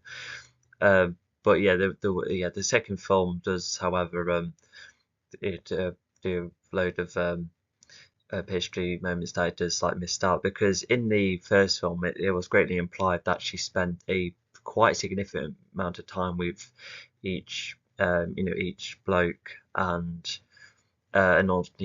what they used to look like as well, and there's even over moments as well like Harry and Donna bonded with their guitar. Oh, and even Sam and Donna had the moment with their bagpipes as well. Yeah, that's true. Yeah, so neither of them got addressed in the sequels, so yeah, I have to say that is quite big continuity errors. I still like the other details though, and if uh, yeah, it's although did the sequel say how much time she spent with Harry, etc., or maybe was she around with Sam long enough to like interact with bagpipes at one point, but that was like missing from the film somehow cut. Was there even a line to suggest it? I'm not sure. It's yeah, it's oh gosh, maybe I could like watch those two films to see what's carried over. But I think not to mention there are like I think there are like already comparison videos that exist um yeah um yeah, between them, yeah, because even one of them which I watched, they were like, yeah, considering how Harry had the least amount of screen time in the sequel, the young version, yeah, I think it's he's probably the most unlikely to be the father, but yeah, I'm honestly quite stuck between Sam and Bill. Um, yeah, gosh, who would it be? Uh, no, I have no idea. Um, anyway, yeah, rant aside, so you go back to this track. So yeah, even when listening to the Mamma Mia version again, when it comes to like the chorus and even some parts of the intro, there's a bit more of a thumping percussion, or at least like a thumping effect to really like emphasize the beat of the track, which yeah, I quite like. That's like it puts its own weight in the song in its own way. The reason I'm saying it like that's just because the original has a great amount of weight as well. Like the bass parts and the drum work and even that the synthesizer, yeah, just really emphasizes the beat of the song. But it goes, no, I can't really, I can't really just, I can't really pretend to be a synthesizer. Um, but um, yeah, and yeah, oh yeah, once again, yeah, even yeah, the more version, you once again it tries to have a go with not only multiple characters, but it's male and female perspectives once again. So it's like a different interpretation of the song because yeah, in the original it's just come from the female perspective only, but they have that mixed in. Yeah, it still works in its own way, and even the key change is slightly different. Yeah, it sounds a tad like more exotic in the sequel, but yeah, in the original it is um yeah, how do you describe the original in comparison? Well, I think the Monbe version is more informal, that's for sure. Yeah, I think that's how I would describe it. But the original also had like meant to be informal, and I think that's more emphasized by the music video, because yeah, I really like a lot of the scenes in the music video. The like when the panels are looking at each other, or when he goes off his chair at the end of the music video. Yeah, there's like moments like that trying to indicate it's a bit more of a fun song. But even then, the craft is still rather good. Even if there's other songs like Money Money Money or Chickadee or Dancing Queen, they have like their own moments of enjoyment. But the craft of the song is yeah, it's still like extremely cool and that between the lot. Um, but yeah, and yeah, despite not a lot of times between Rosie and Bella, it's still quite nice between them at the end of this film, and it is. Oh, I tell you what, when they do get speaking again in the sequel, there's Miano is playing in the background, which was in the Waterloo album. Yeah, I really like yeah, I suppose I did make it onto the album. They could have like fit that in the album if they made that a cover anyway, just having the background. Yeah, why didn't they do that? Maybe I think it's because it wasn't being sung by one of the cast members, so they couldn't really add in someone who wasn't famous onto the album. But I don't know, it could have been a special one-off. And if you're wondering about the male vocalist for Kisses on Fire, after a little bit of research, it turns out he was quite famous in Greece. So yeah, famous enough to make it on the album, but unfortunately, Pastor Miana that cover but didn't make it for whatever reason. I'm still wondering who sang it though. Um, but yeah, I kind of like that kind of continuation, in the sequel because I don't really know what to talk about him, but I think they just kind of never try or something, or if there's like all moments tied to the flashbacks, I need to watch that again.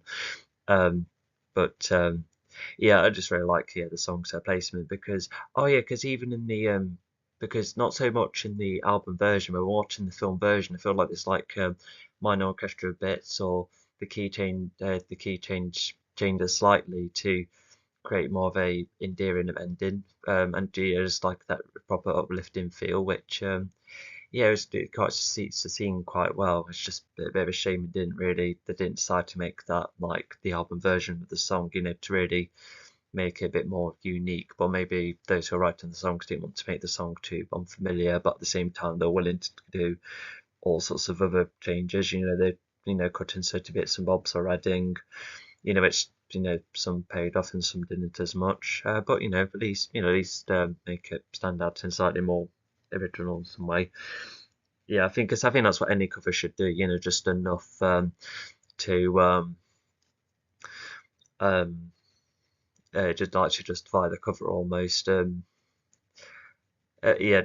enough to make it different. Because I think on the side note, I remember some acquaintances, I was like picking up a conversation, and they're all talking about how they really like that it was new at the time, that David Guetta track, uh, which borrowed elements from I'm blue, da dee dee da dee da, that song, by oh yeah, the 90s track. Yeah, I forgot what it was. But I remember some people talk about it, and they're like, "Oh, quite like this new version of the song because, um, there's like some change of the vocals, and it's a female vocalist instead, and yeah, it's not as electronic." But then some other people are saying, "Well, not sure about that because, it's still like a jamming song, like a dancing track like the original was." So I couldn't quite tell the difference. And so yeah, I just remember thinking, oh yeah, like was that is there like enough differences between the two songs there? Yeah, just make you wonder because a lot of when do you think about many covers, a lot of them tend to be different, but I think there can be some that could sound too similar. But I think enough changes could once again, enough changes can help make it stand out because when David Guetta did the when doing that song, once again going for female vocals instead, then there's a bit more like additional focused along sorry yeah, and just more a bit more lyrics as well. And I think the structure of it might be different as well, so I think there is enough different step between them. Anyway, sorry, that was a another side rant to this one. But anyway, yeah, regardless, I still really like this version of where it's placed, and um, just a rather solid one, I reckon. So yeah, let's see what's next. All right. So interestingly enough, so whilst I Have a Dream did have a tiny segment. 1 second. Yeah, sorry about that. So as I was saying, so yeah, you had this snippet of I Have a Dream, which is it's like it managed to be different compared to the rest, like the full version later on. So it's just more tangent. We'll go back to that. But yeah, that aside, so this officially becomes the first track I listen to, and it's actually quite a good starting song because not only is it one of the older ABBA songs, it's definitely like because if looking at the ABBA's early years, it's definitely a top tier early ABBA song. It's from the second album after all, and it's like a very good tone setter for the rest of the film, and has like that glistening summer vibe that often exists in both the film and even a large majority of other ABBA songs. Well, that's how I can't see them anyway. Yeah, a lot of summary tracks ABBA has.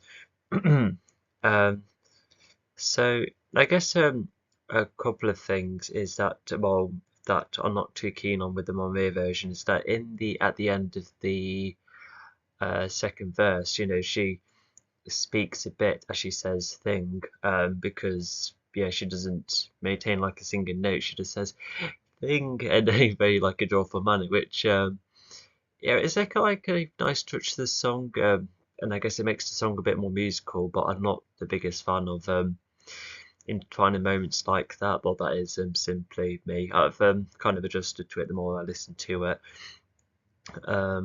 Although it has to happens a couple of more times as well. So yeah, I think I'm just used to the song playing normally, and and also in being in the Monmere version, the because it after the let's see, first, second, and then oh my gosh, it's essentially the chorus, that Beyond sings, I think. Yeah, because if it's the same lines, oh no, no, probably not. No, I think it's just all verses. Sorry, my mistake. But yeah, the instrumental segment happens twice, and yeah, the first time they use a wood instrument, and then the collection of strings, yeah, like in the original, which is yeah, a nice touch. Although I do miss Beyond's input.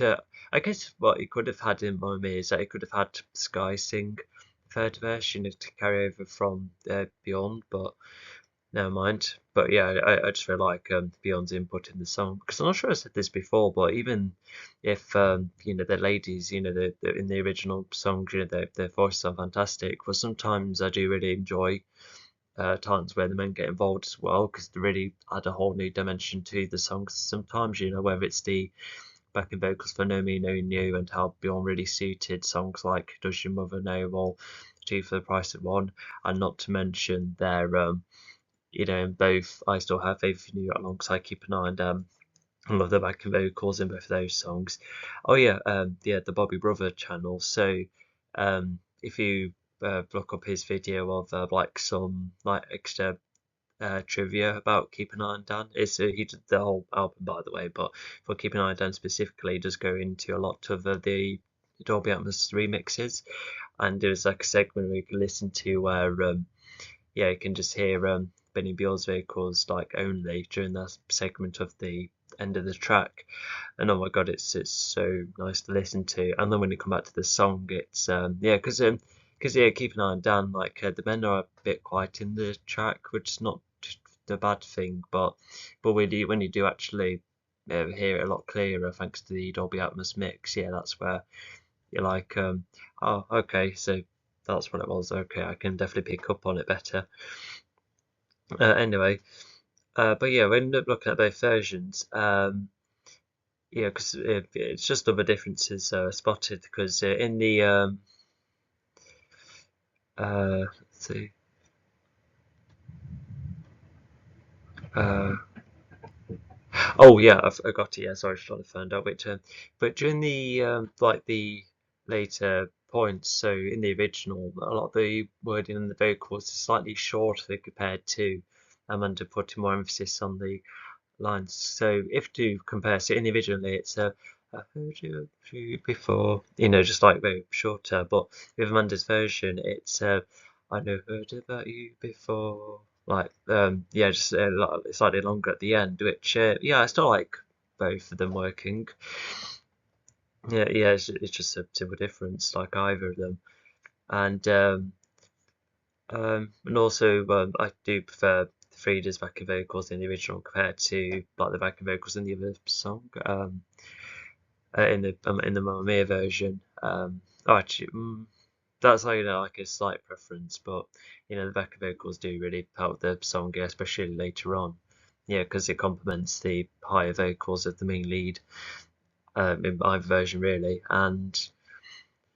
Um, So yeah, just yeah, once again, just really nicely interpreted. And yeah, this is definitely one of those songs where they definitely kept the key of the original song, because as Amanda Seyfried's vocals are quite high anyway. That's where like okay, um, yeah, we can definitely keep it at the same key, and yeah, and yeah, so yeah, they carried the like the main vibe of the track, and just with a couple of other differences. Um, so yeah, I want. Um, yeah, I think nothing else I can say about it. Yeah, it's yeah, just only a couple of differences. One of them which I'm not too keen on, which is the you know, just like speaking with the last words. Yeah, it just makes the song a tad informal, but never mind. Although in the original, oh yeah, in the original, no, sorry, no, sorry, in the Mamma Mia version, it has like the slower outro, which is yeah, that's also like quite interesting, because what happened in the original? Well, I think it was like just a fade out, possibly. Yeah, because I guess because I don't mind fade out some songs, but I do kind of prefer when songs, you know, have a like more definitive ending. So to give Honey Honey one, um, yeah, in the reboot version, yeah, I think that's like a tiny improvement, but yeah, the original is still fantastic. Yeah, just you already covered about what I prefer about the original. Um, so yeah, I think we'll hop on to the next one.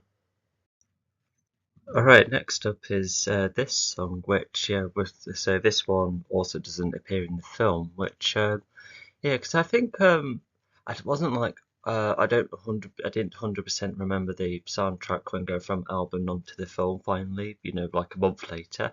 Yeah, because the album of the tracks was released quite a bit early before the film's actual release, wasn't it? I think it was. But yeah, I reckon this would have been like quite a nice tune where John and the others, leave wherever they were staying and then off they go to Greece. And yeah, I could see like a nice scene for this song, but I think they did want to get yeah, I think they just wanted to mind the pacing of the film. So maybe it was like originally there, just thinking, oh, it could be quite good for the story, and then they probably decided to not put it in the end. Yeah, I could see that being the case. But regardless, yeah, this is yeah also quite a cool cover of the original because yeah, once again, it's a slightly more acoustic approach because yeah, because in the, for instance, in the I guess one thing for sure is just that yeah, like in the Mamma Mia version, it's like a slower tinkling piano throughout. It even really uses like more gentle vocals and creating more of a crescendo when it later arrives. And then even during the second verse, it's like these little little violin. Um, what would you call it? You can't say stroke violin, but just like using it, it's like the quick little snippets which you hear every now and again to if you want to, again, to create like some kind of effect. I guess it's to make the song like seem less electronic, although, but even then, I feel like the original is probably more orchestral than electronic too. But even in the original in comparison, yeah, 3D uses stronger, longer vocals throughout the song, and even the piano is a lot more tinkly in this version, and yeah, even the strings are a bit more prominent throughout. So yeah, the Mamma Mia version is once again it is a simpler version, but it's a version that still is like rather strong because I think there's some instances where sometimes acoustic songs can definitely be like slightly weaker than the original, but sort of get cases like this, where this acoustic approach still really works, for the song, even if it's a simplified version. But yeah, it's no different key changes once again, but yeah, sorry for the repetition. But yeah, I just really like the approach for this one. Yeah, I feel like yeah, this is definitely like a case of wishing this song was in the film to somewhat. Yeah, because imagine if in the second one Mia or in the third one goes more in the direction of going for the other album songs because because there's a lot of strong album tracks. There's even a video that's like that talks about the most favoured non-single tracks, and yeah, there's still a whole bunch. Yeah, because even the Void concert, like playing the Visitors, which might have been released as a single, but it will definitely be more popular now thanks to the concert. Even Whole New Soul is a fan favourite in terms of live performances, whether it was 79 or and the Void concert once again. Um, so yeah, I reckon um, yeah, I think that could be a pay off in a cool way. It just goes to show that ABBA did have like way more than the singles because yeah, I think there are like a load of artists out there who only had like good singles and yet quite naff album tracks, but ABBA is definitely not one of them. Like each song is like really top notch. Yeah, even at a point where some non single based tracks can really challenge the singles. Yeah, well, I'm definitely confident enough to say that. Um, and so yeah, like I said, yeah, I kind of wish this one wasn't in the film. I guess it just creates a question of, well, I think I've already talked about some songs I'm not as keen on. Probably would have preferred it to a reference or if it wasn't there. But interesting enough, even the first one, the only song they mainly cut out the film was the deleted scene with Name in the Game, and I could see the point of it, but at the same time, when you do cut the song, it does help with the pacing of the scene more. So I think that one's a bit of a shame, but at the same time, the visuals of the filmmaking didn't do an awful lot for the song. They could have gone for like another like dream sequence again, like with the um, like they did with Money, Money, Money. And you never know, they might have filmed snippets in between whilst also just filming Amanda's full performance of the song. That could be something. But anyway, I just gone to run. But yeah, so yeah, this song is fantastic. Yeah, it's definitely like a very um, yeah, just another thought-provoking kind of track. So yeah, just definitely another strong one amongst these films. So yeah, let's go to the next one. So I think I'm almost tempted to say this song has the biggest difference between the original and the musical version, but it is a difference that is, just once again is different, because yeah, there has been like times where what I think is like more of the later tracks where the like, back then I did used to prefer the musical versions of the originals, but now it's like even with a lot of the favorites and. It's almost the same here. I still really like the original very much. I think in the musical version, it's memorable. Memorable, yeah, yeah. It's like the yeah Meryl Streep, yeah, yeah. Sorry, yeah. I think I'm used to saying her surname afterwards. But sometimes like that with some people. Anyway, so yeah, her vocals are.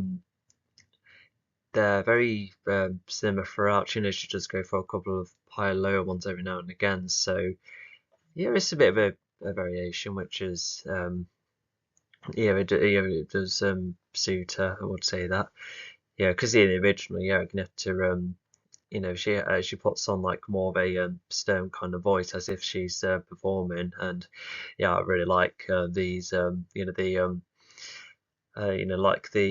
the longer, like stronger vocals, especially after lines like since they finished school, and then it goes, oh no, I forgot what it was. Exception to the rule, and and then since I finished school, I must have. Oh no, I don't know, but you kind of get what I mean. Yeah, that really like long, strong vocal. I really like it. Yeah, because funny enough, what made me like the song even more is the 1982 performance of the song, in the Late Late Show. Yeah, I really like that performance. Yeah, the way like I guess to like presents herself as like quite a tough singer, which yeah, it's really good. Because whilst the musical version of the day before it came, it starts off with the piano and then it adds more and more strings over time, which adds a bit of progression. Because when you listen to the original, a lot of the things stay the same. With there's because there's Frida's vocals which harmonize a little bit later on, which that it could count as progression, and it's just the instrumentation which is slightly different in between the verses. But when listening to the original Day Before You Came, for those who say, oh, the song is like quite repetitive and samey throughout, but I think it's written like that intentionally to really like sell the idea of a more of a mundane life before like something significant happens, and I think that's what the instrumentations kind of highlight. That that final change into the routine, or finally a change in routine rather, and so yeah, it's yeah, because the original it is like kind of a boppy track, but it also has like a dramatic feel to it almost. It's a very unique track, not just within ABBA's roster, but in general. Because in the this new one, yeah, because even the piano tinkles, it's very representative of the synth. Because while the synth is like, but in the the musical, it's which yeah, I think that's like a really good um, transitioning to that into a more of acoustic track. It kind of reminds me of Eurasia, the 80s duo. Well, they're still going, by the way. They released a whole heap of good albums, by the way. Check them out.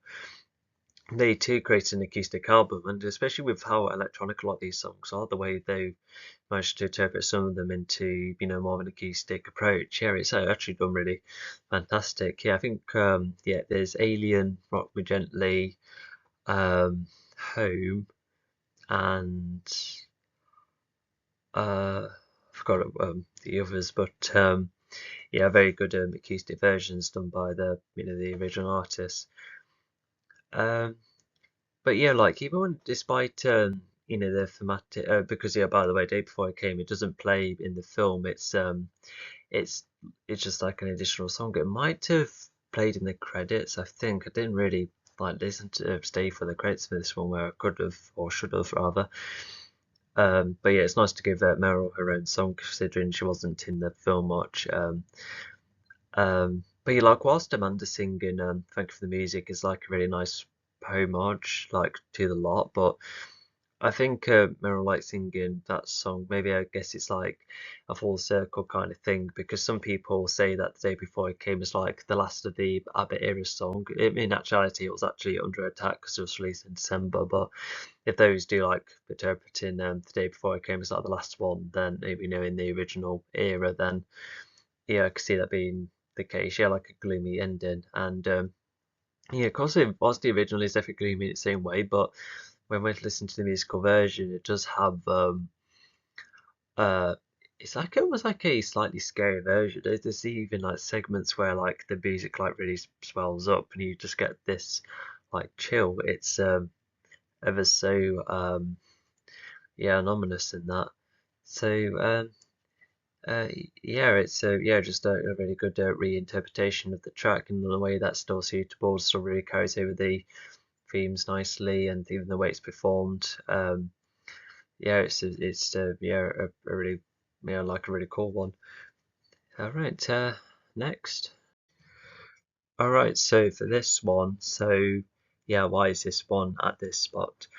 I think just to highlight the main like improvement I would suggest for this song, and I feel like I've said this with the Voyage concert as well, because they did have that element which I feel like he really had to know, coming from the original, but sadly doesn't quite make it there, and that is the guitar solo at the end of the chorus. Because I'm not sure how much I remember for my uh, ABBA Voyage stage concert ranking, but I just remember, because of course all of the performances are top notch, but when listening to Know Me Know You, but unfortunately the guitar solo doesn't have that much of a presence or like a ring after after the chorus is sung, because if you remember the original, it's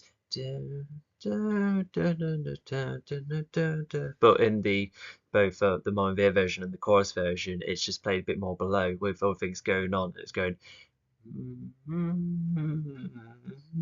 so you can see yeah, you can imagine that being yeah, quieter, which means less an impact, which is like a real shame, because the that guitar, yeah, it's like the cherry on top to end the chorus, and yeah, it's just near perfect with the way they did it in the original. Like, at least you can still hear the notes, and the guitar work is still impressive, despite being a cover, in either the Void version or the Mamma Mia version. But once again, yeah, the original, yeah, it's just yeah, I just really like that ring on the guitar. Like I said, it just really helps cap off the chorus and really just like sell that impact. Um, but also, yeah, I think just go for like a simple comparison. Oh, maybe the wrong term, but I think we'll just outline what the Monmere version did differently. There's a couple of interesting differences. So it has the first verse to be, just piano only, and then the almost like the main guitar strumming riff then comes in, which is different. Yes, because in the original, you still get introduced to like the strumming then, and yeah, and it's just a bit lighter as well. I think just to indicate like a happy feeling at first, but then when the other instruments start coming in during the verse and even the pre-chorus, that's where it's like the song communicating to you that oh, it's not going to end as well as you think. To which yeah, I still really like yeah, how the original starts the song off is a really really cool. So yeah, the original, yeah, once again it's just different. You had to go for yeah, like a piano melody at first, and for the song to be sung slightly slower, and then to pick up the pace as familiar as the original in the chorus. Yeah, I still yeah, really like it. And what's interesting enough as well is that when you listen to the full version, it has the young cast, and then it's sung by, well, I can't say the old cast because it's mainly Pierce Brosnan himself singing the second chorus, which was quite an interesting touch, because it's just like um, I like blocking back all those years later, and yeah, that it wouldn't quite work with the film, because Pierce well, what was his name? Sam, yeah, because he was presented quite consistently with the way he was looking back on everything. So I feel like it would have been quite mean of this of the film to be like, to have something that, considering he's trying to think of all of the good times rather than um rather than adding that that bitterness in between somewhere, because it works for like the song on its own, but I'm glad they cut out the second chorus from the film itself. I feel that's a good decision. It did mean that the song did get quite cooked down in the second one. Yeah, it's I don't think it even has the intro. I think they literally just sing the chorus and that's it, I think. And it did well for the moment, but yeah, it's just quite an iconic song, and it's quite a shame to cut it down that manner, but I can see why. But at the same time, maybe still keep the younger cast singing that song instead of High Pierce in the chorus. Oh, but at the same time, it's just the film's pacing as well. It was just quite quick what I wanted to do with it wanted to do. So yeah, I suppose you have to make sacrifices like that. I just wonder if there's other examples of oh yeah, like especially if musicals are based of a artist songs. I wonder if they get like cut down or altered to that degree, especially when they become films too. Yeah, something they really thought about. Uh, sorry, voice wearing out. Um, so yeah, but yeah, other than so yeah, like a couple of different ideas which the film version has, which yeah, once again are different. Yeah, still good in their own way, but the likes of the guitar riff are superior in the original. And but yeah, other than that, a lot of the instrumentation is fairly similar, which is yeah quite good. I feel like this song would be really hard to make a key change out of. So it's really cool to keep the original style of the track. Yeah, because yeah, it is just like the perfect breakup song. Yeah, especially with the notes chosen. Although what I will say is that yeah, I think one more thing that the original kind of does better, the backing vocals. So um, yeah, so it's because I guess to address in the original, the aha part, that's probably sung by the ladies, and it's done in a way that's quite soft, a bit like um, yeah, whilst the main vocals continue, and then later in the song you have Beyond's vocals that is somewhat in the forefront, like somewhat, but you can still hear the ladies on top. So the way it mixes, it's quite nice. But in the Mamma Mia version, the aha part is treated more as a primary vocal, and even the Beyond's line as well. This time we're through, this time we're through. Like yeah, it's like kept the same level. I think it's just once again a bit more different, but I don't know. I still prefer how the original manages to keep it just enough, in the background without you know competing too much with the leading vocals. Yeah, because I feel like it was like I don't know, like an effect. Oh, I want to call it an effect, but you kind of see the idea. Yeah, it's just all the vocals are um, yeah, it's just yeah the output is very similar throughout, but the original, yeah, they do vary it in many ways as well, especially in the second chorus where you have the whispering in the background being like always. Yeah, it just adds that really nice touch to the track. Yeah, just like a back and forth kind of feel. Anyway, that's enough rant about this one. We'll go on to the next one. All right, so I reckon a lot of people will put this down because it's kind of a thing I spotted often where people say that Pierce has the least um, like the least easy listening vocals, like people going as far as saying he's quite a bad singer. Like none of these actors, are experienced singers, so all of them do rather well. And I don't mind Pierce's voice. It kind of reminds me of those like rough male vocals, especially like middle age. It's as a like a hint which I quite like. And um but yeah, yeah, because there are like a couple of cases where the voice is like he strains a bit, but there's some moments to do like, especially when he sings the chorus. So he definitely works better with um, yeah. Because could the chorus be easier to sing than the verses? Possibly. But also like even the song itself, once again it's in a different key and it's like in a more, oh, how would you describe it? Uh, I guess well, with SOS it does feel like the original, and it to me it feels like, I don't know, like it feels like a first like relationship being. Oh no, does it sound more youthful than this one? I think that's probably like the best way to describe it. Yeah, because yeah, even if it's like the same song and different key, it does feel like it's sung by two entirely different people. We're looking at both narratives.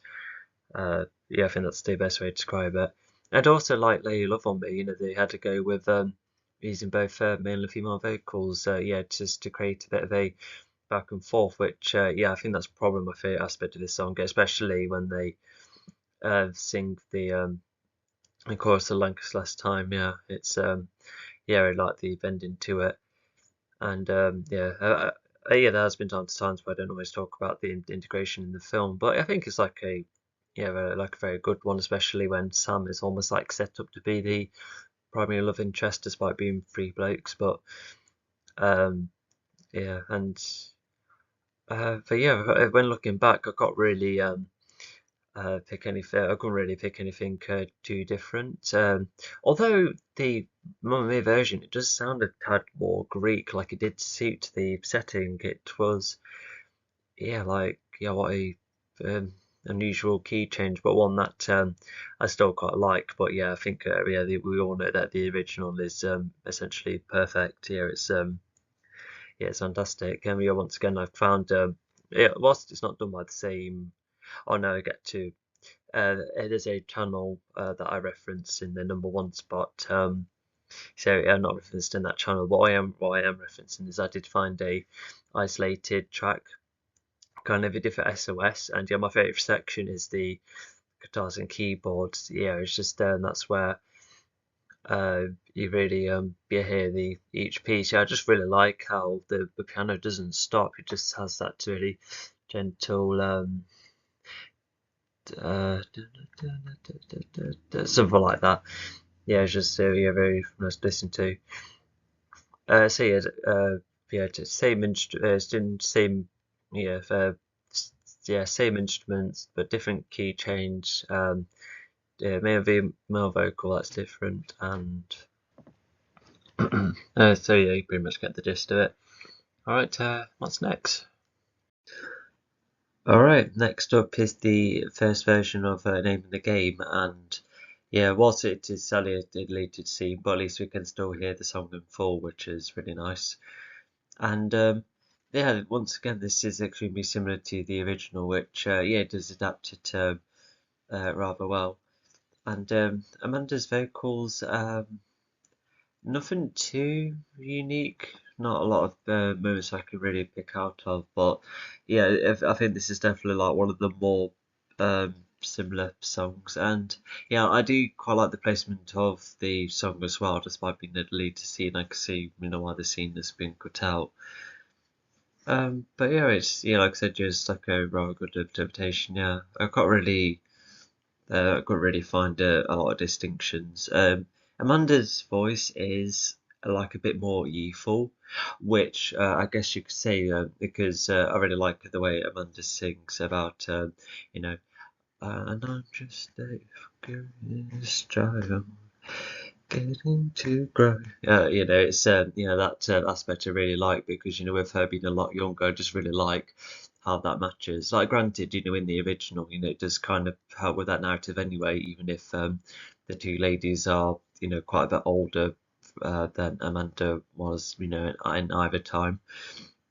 And so yeah, I'll say that as a nice unique part, but um yeah, just extremely similar as I mentioned. Yeah, it's just yeah, still really like the approach done with it. Yeah, they've done this track some justice, well, except for cutting it from the film, but that's fine. All right, let's see what's next. All right, so on to I Have a Dream, and once again, it's another unique approach, but one that still really suits the song because we've been going for about. Because I'm all right with a lot of these songs sounded similar to the original, and yeah, there's some changes that are not as good or just as good, and but yeah, because yeah, I Have a Dream has like this really unique case of there's like two entirely interpretations. It's almost as if this song is like very easy to make different versions of. It's as evident with the when Westlife covered it. But yeah, because if you remember the original, it's a bit of more of a acoustic guitar strumming kind of one, but in here it's even more acoustic because even the melody is not on guitar this time, which is a really interesting approach. And there's even an accordion that comes on later on, and even the percussion's a lot lighter as well. And yeah, it just yeah, it really had that spiritual feeling to the song, which is captured in both the 2008 version and in the original one as well. Yeah, because the original song was also like extremely unique, like the children choir aside. It does use an alternative instrument. I don't quite know the name, but it's a string instrument of some kind, which explains the unique sound because it does sound like a synth at first, but no, you can actually hear a tiny bit of the strumming as if it's played from a guitar-like instrument.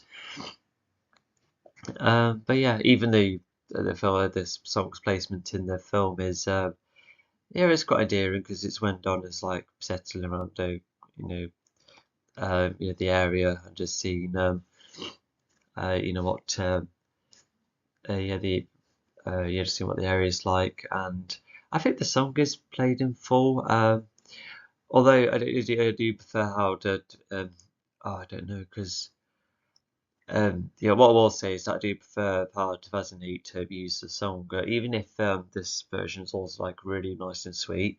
I think with the play of the film's version, I think yeah, I think even looking back, the 2008 version does have like a more of an emotional touch, to which you can see why. But in here, like it does really capture the spirit actually of the original song, but it's placed within a scene which is it's like looking around, it's just rather ordinary, which is definitely not as emotional as temporarily saying goodbye to everyone whilst going on the boat with Sky.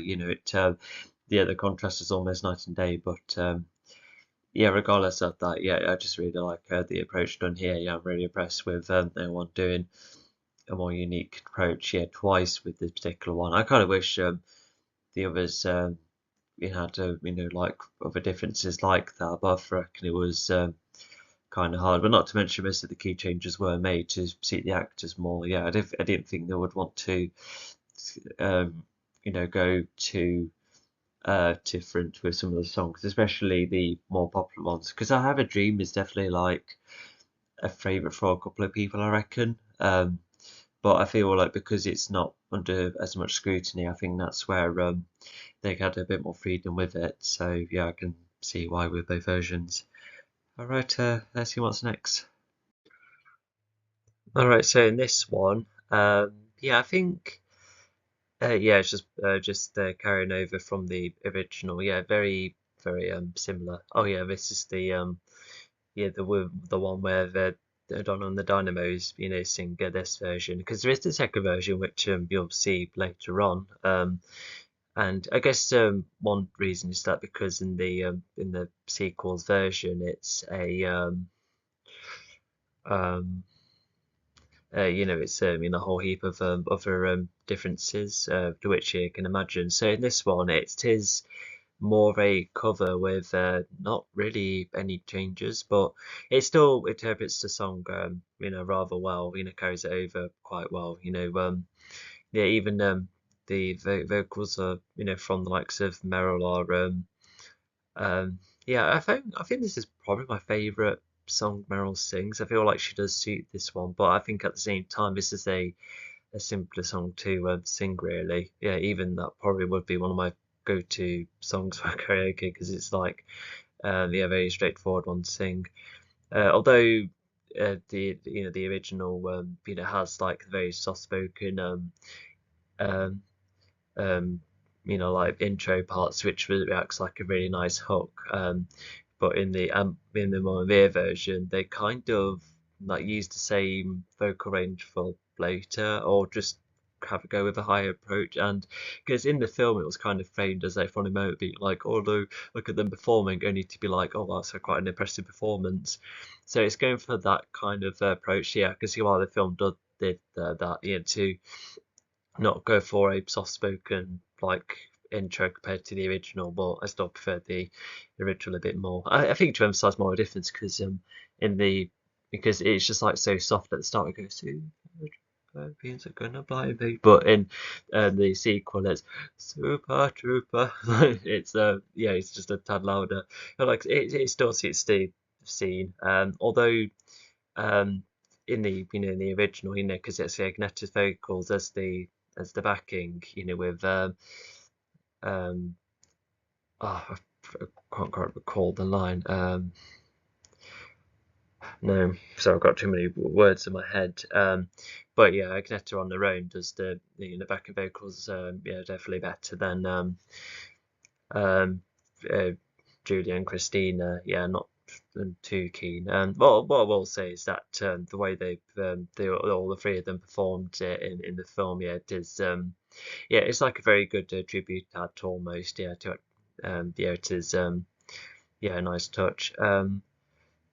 The male backing vocals are very similar. That trooper bar. That's somewhat still similar, and still does the track well. Um, although even that time, once again, Frida like maintains like softer vocals, especially during the bridge, compared to Meryl, who still tried to go for I guess just slightly louder vocals, which it's fine and with what the song's trying to do, but what the cover is trying to do. But once again, the original kind of not sex but out of the park. Because with how like boppy Super Trooper is, to have these like softer vocals, it's like a very interesting mix that I don't really hear that often. Because normally you want your vocals to be like just as powerful as the song, but to go for soft vocals and still be really effective, it's just something about that which I really like. So that's why Super Trooper is it's definitely been a favourite of mine for quite a long time. And I think that's what I can say. Just once again, just very similar between the two, but still extremely cool regardless. Um, okay. We'll pop it to the next one. All right. So possibly the most emotional track in the second film, if not the entire thing. Like, gosh, because even when despite listening to the albums on the tracks on the album first, but when it did come up in the film, like, my gosh, it was this song was like made for the moment it was used for. Because I reckon the original, I think, was like uh, hmm, like I think it's like another love song as far as I can tell, but in here they kind of treated it, as the newborn and coming, which if that was the original intention in the original, then fair enough then. Because they have talked about childhood. Look at Slippery Through My Fingers, like the definition of Let Your Children Go kind of track. With this one being possibly like a second somewhere.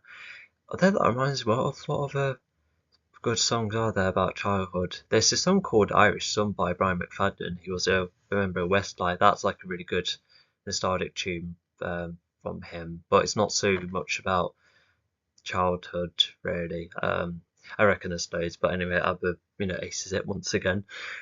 And do I have I've got the light. Okay.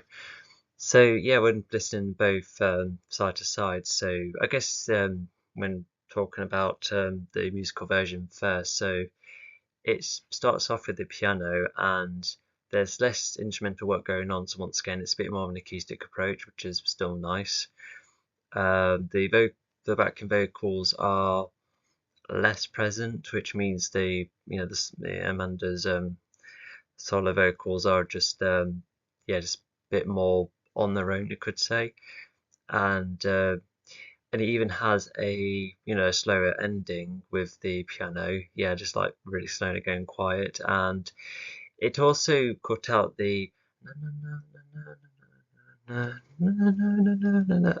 that parts at the end, which is yeah, quite a nice part of the original, but they cut it out, which is fine. Um, yeah, I kind of see it not really working in that scene, and just letting the vocals do it.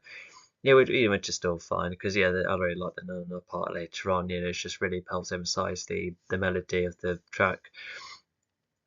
And oh yeah, and even at the later point of the song, there's like a moment where the oh, what's it called? You know, where like the song speed slows down a bit and then it resumes into normal speed in the chorus. Because in the original, I think it's like dun dun dun dun dun and then into the chorus. But there's one instance later on, you know, to get into the before going to the final chorus, it slows down so it goes dun dun dun dun dun dun and then boom, it does that. So yeah, it's just yeah, a lot of very like subtle changes between them because yeah, I guess like going over the original because it starts off with a synth instead of piano, and yeah, it's more emphasis on backing vocals and yeah, the two ladies sing together as well, and um, yeah, even though oh yeah, I think it fades out. I think yeah, the original does. So once again, the musical one decides to give this one a bit more of an ending, to which yeah, even if that's like a slight improvement, I still think yeah, once again the original um, yeah, it's just the amount of instruments in there, and yeah, even the synth is like a very unique ending somewhat, as far as I can tell. But I still really like not only you know the kind of cover it is, but also just the placement in the scene as well. Yeah, just yeah, really got me emotionally. Well, it got the others quite emotionally too, to be honest. Um, so yeah, I think that's yeah, just yeah, a proper good one here. So yeah, let's move on.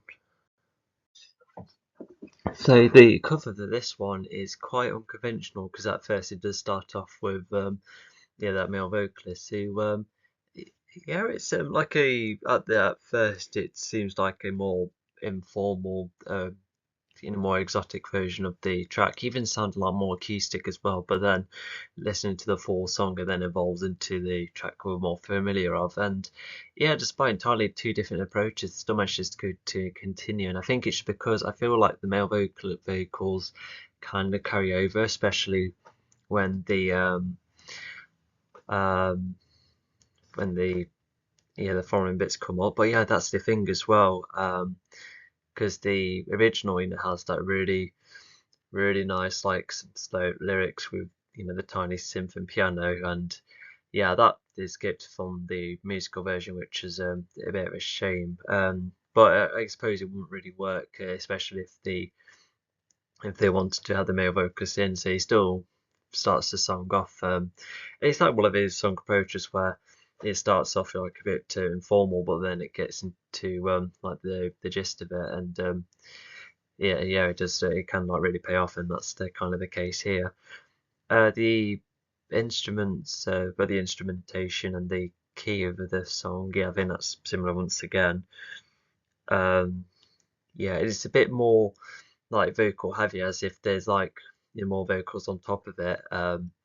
Yeah, it's a bit more collaborative with more people, which is yeah, it just adds a bit more flair to the track as well. I feel like there's a bit more of the instrumentals as well, maybe like additional strings or maybe the likes of the piano was like made to be much clearer. Because yeah, when listening to the original, I can really pick out the instruments, but in here, yeah, it's like there's been a bit more emphasis, and yeah, um, and yeah, even the collection of the backing vocals that do you know those lines in the background, which are a bit more on the forefront again, which is yeah, it's just different, I suppose. Yeah, because I really like you know, Ben and Bjorn's like input at the end of the track, you know, when they go, I'm at the point of no returning. It's you know, just like a small snippet whilst the main snippets like go ahead. Yeah, it's yeah, I really like that aspect in the original.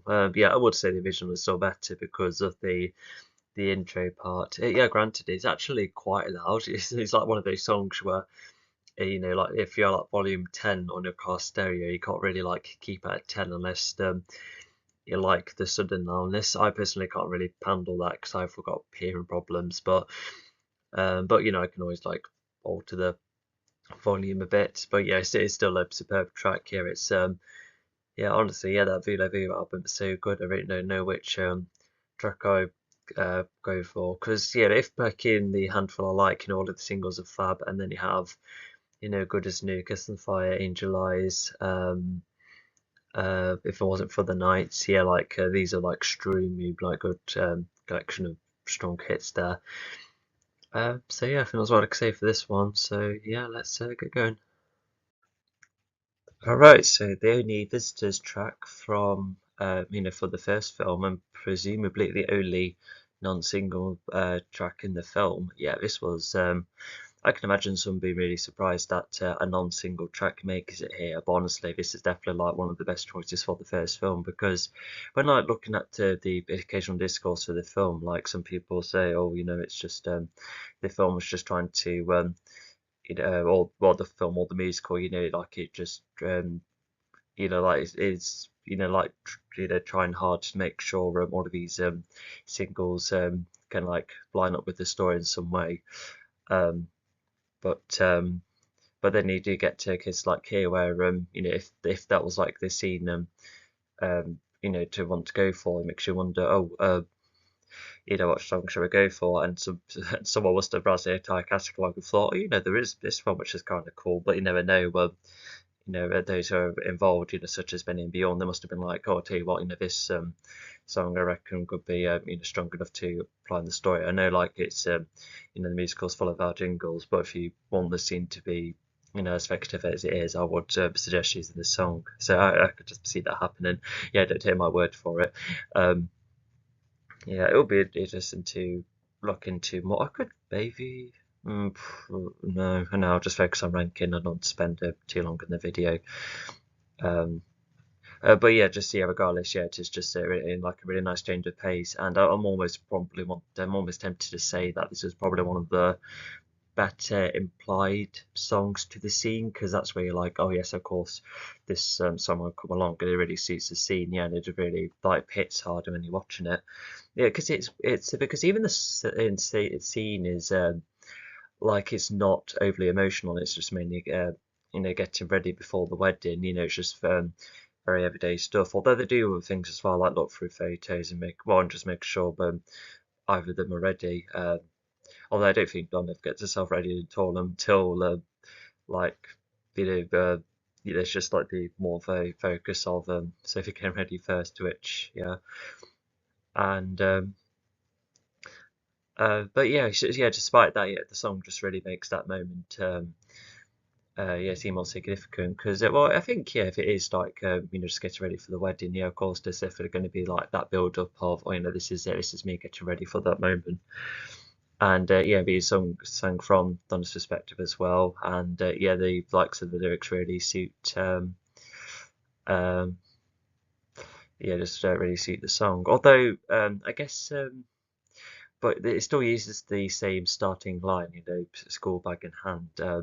But whilst you know the whilst yeah, like in the original, it is like more implied that you know, it's just about you know, like almost like a first day at school kind of thing. You just can't believe it how fast they grow up. But I think in the musical, I think that still works as like a metaphor, you know, almost as if you know, it's just like yet another step. So I like that interpretation, how I see it. Yeah, because yeah, there has been like a couple of cases where some lines just don't quite fit the original musical. It just makes you go, okay. But in here, I can uh, say in good faith that it's like a representation. You know, of course, Sophie's not going to have a literal school bag, but you know, once again, it is just yet another step up in her life after all. And yeah, and I think I also like this one as another favourite of from Mel's performance. I've kind of decided even just recently that I think Mel's I kind of prefer her with the slower songs. So because she is quite good with the quicker ones, but I don't know. I just feel like I can appreciate her voice more. Yeah, I do like the chosen tone she uses for this song because it's quite it's a tad lower-ish. I think that's like, yeah, the kind of approach it's going for. And yeah, that does also explain the key change of the song, which is yeah, the key change is okay. There are like other key changes I have preferred in the other interpretations, and but yeah, not to mention yeah, I definitely prefer the original key of the original song. Yeah, that song approach had way more weight, and the reason it did have that key change is because both Egnity and Friede were putting on more like higher vocals throughout. So yeah, that does explain the key change, so it's understandable. But at least, one thing for sure is that the guitar solo at the end sounds quite similar, to which I really like. Yeah, that guitar solo is just absolutely great. And oh yeah, that reminds me. Yeah, whether the guitar solo is done by Bjorn or who is that other ABBA guitar player? He actually um oh yeah, Lars Wallander, Lars Wallander. I might have mispronounced that, but yeah, he's really cool. Yeah, he's done a lot of guitar and highlights. He's even in the Abbey Voyage album too, which is a really nice um, aspect to carry over. Yeah, because even if the ABBA members made up of the main four members, there's still a lot of musicians that carry over. Like I think it's a lot of the same drummers, definitely the same saxophonist. Yeah, the saxophone player. Yeah, definitely. And yeah, I think the bass player has been the same throughout, and yeah, Blaster's always been uh, like a secondary guitar, and not to mention Michael Petratov, who helped to put most of the music together, which is yeah, he was fantastic, wasn't he? And um, sorry, that's something falling.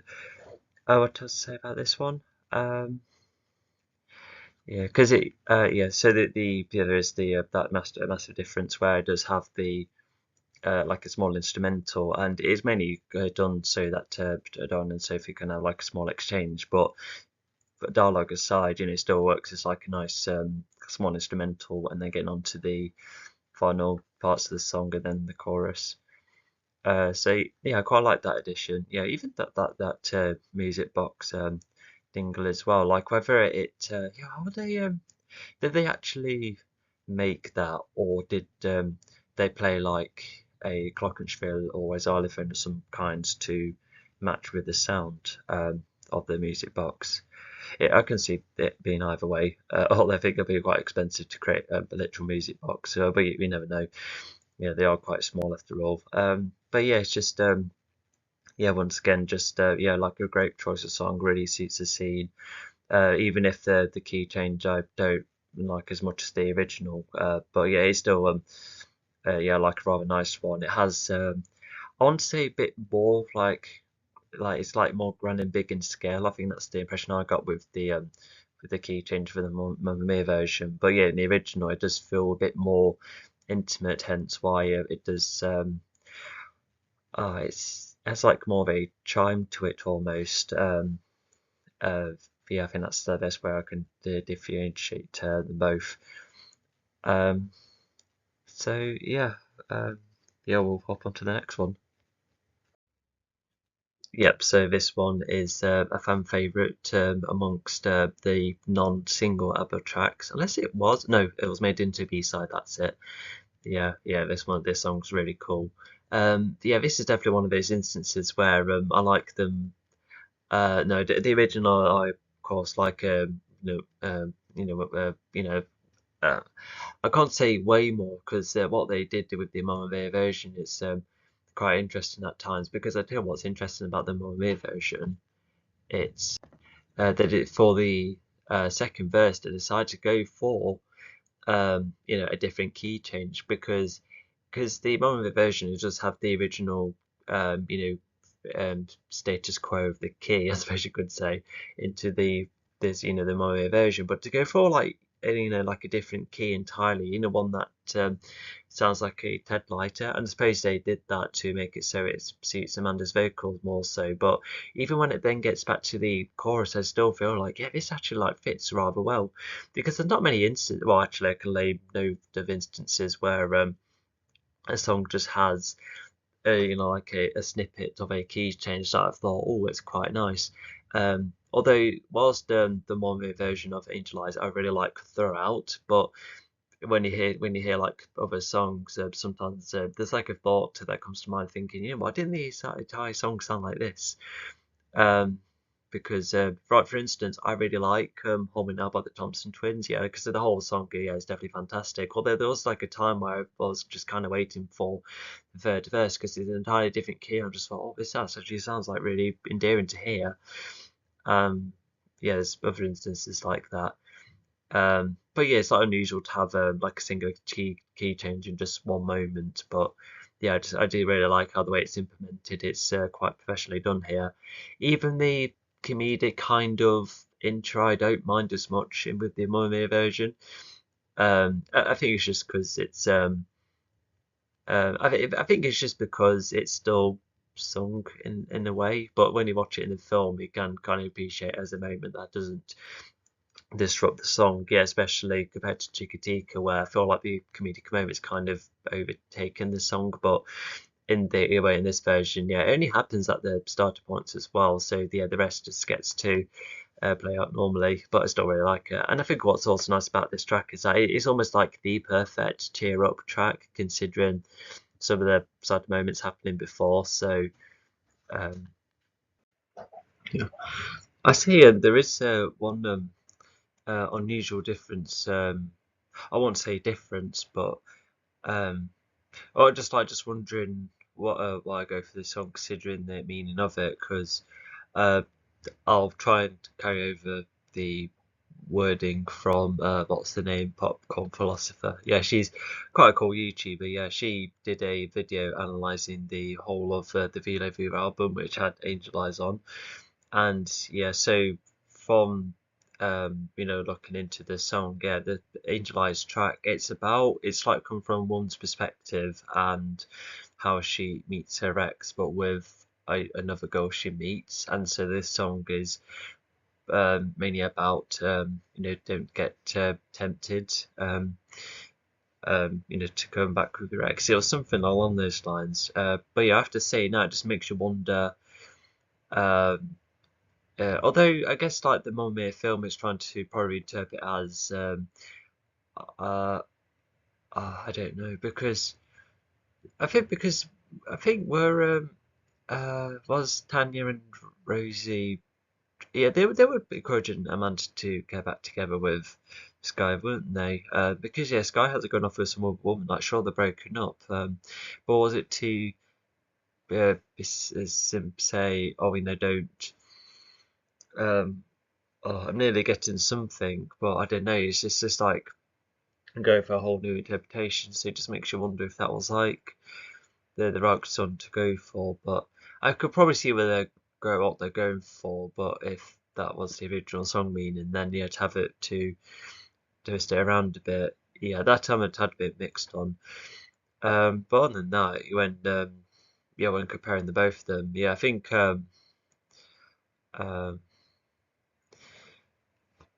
um, yeah, so yeah, just very similar instrumental wise. I think there's a bit more of a strumming acoustic guitar, and the piano I probably can hear a bit more in the Mamma version, which I like. But it's a bit like some of these other tracks where you can definitely pick up some of the instruments because it's almost like an acoustic version. But a lot of these ABBA's original songs, they all just blend really well together, despite being able to identify certain instruments. So yeah, this is definitely like a good case of carrying over. Um, like the I like the heart of the song, but also just coming up with its couple of own unique ideas. Yeah, like tell you what, yeah, the key change definitely makes that one enough to be a top tier one in the Monmouth film. So yeah, we're on to the next one. So yeah, as I said later on, yeah, the sequel version of Super Trooper is a tad higher up in the list, yeah, because I've already stated how it's like a whole new approach to the song, and in a way that quite works.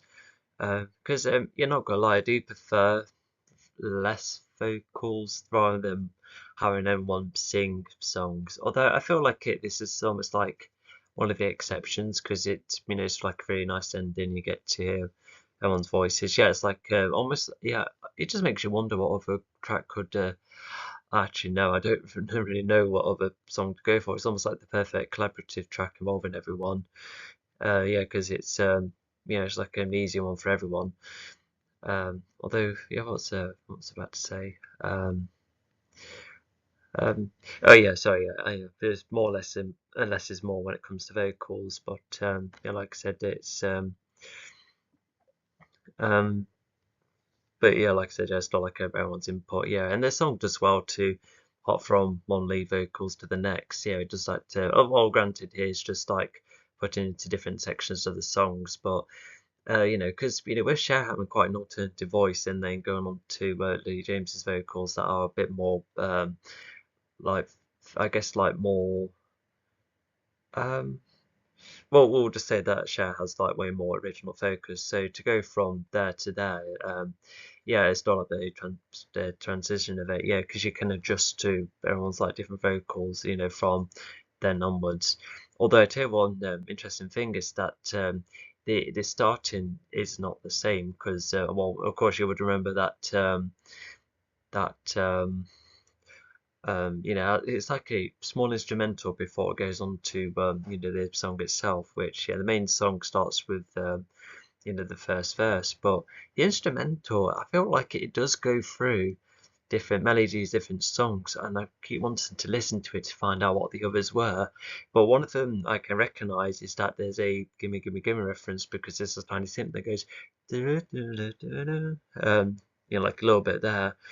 But if I tell you what, if I have a listen, yeah, I'm just then going to put them in my ear because I just don't want copyright to happen. Um, but if I play them back a bit,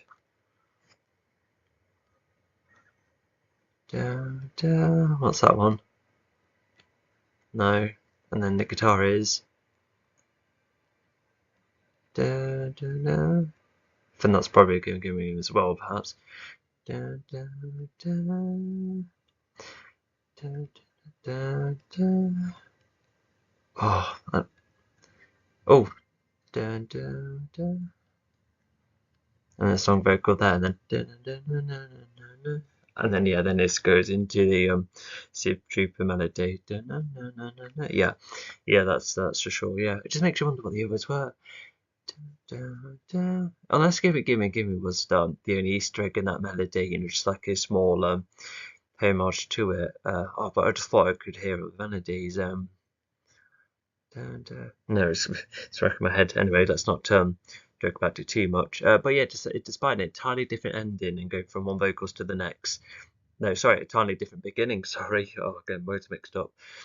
Um, but yeah, I think a lot of the instrumentation is still very the same. It's like a slightly different key, but one that's quite true to the original track, which I like.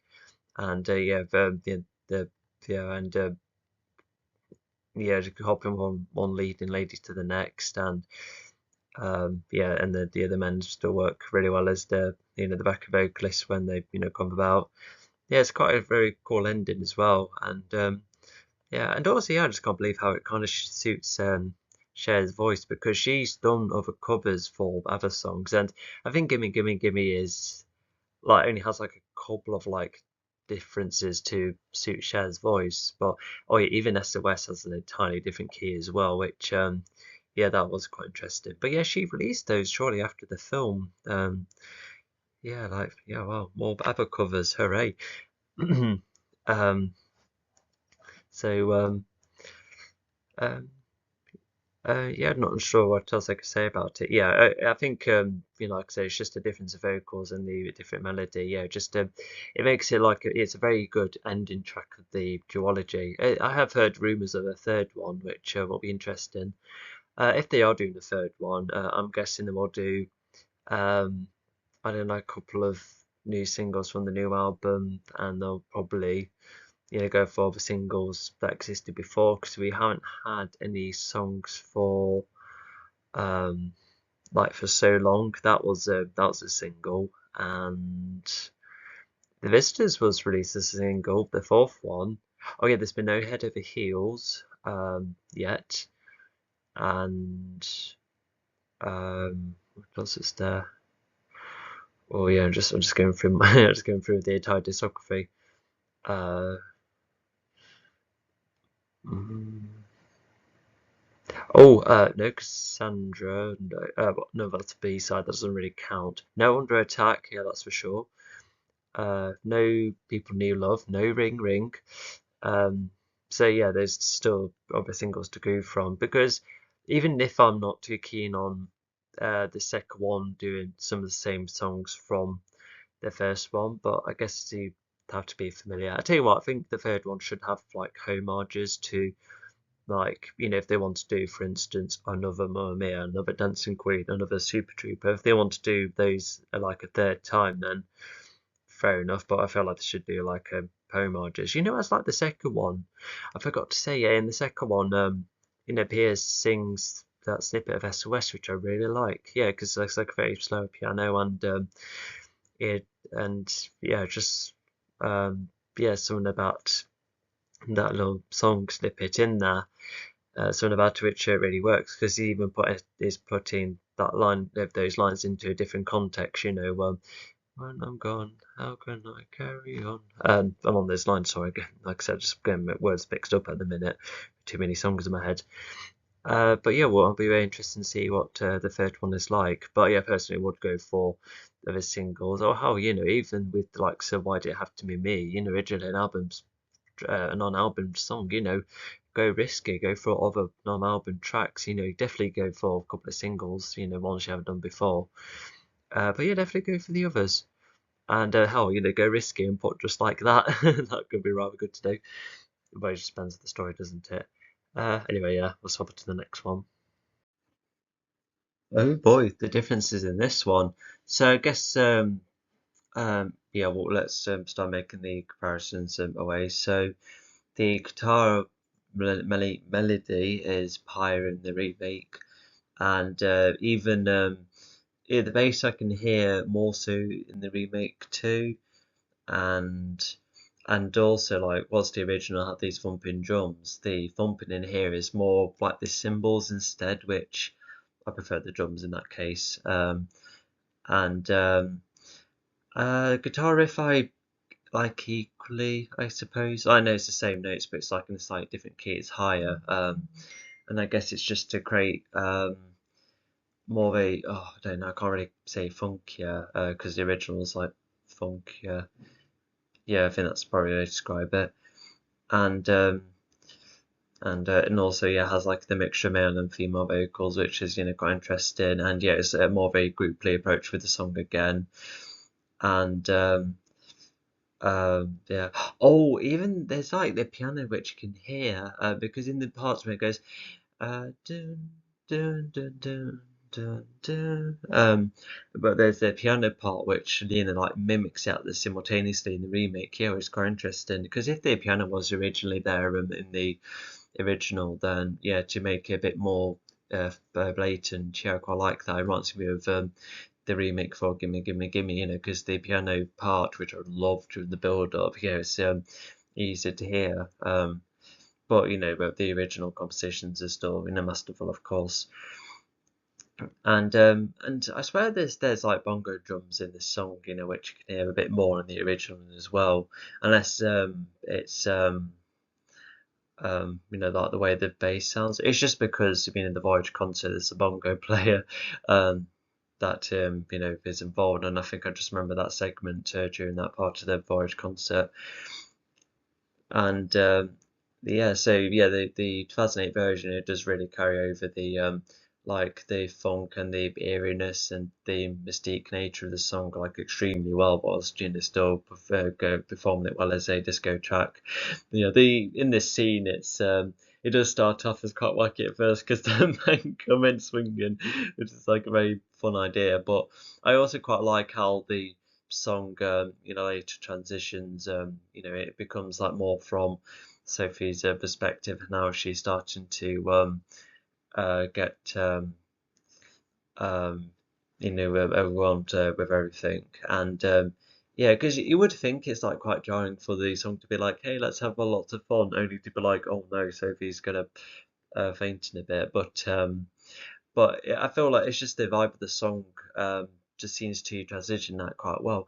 Oh, but that's the thing. Even in the scene itself, there's a tiny key change. With those last parts. I don't think that's even the case in soundtrack version, which is like a real shame because that could have been like a real cool moment of making the song stand out. So yeah, I don't know. It's just if I overcomplicate it by you know creating a version for the scenes and yet creating another version for the album version in whatever order it goes for. Unless I reckon the songs are probably, oh gosh, would they be recorded first and then they work out how to implement it?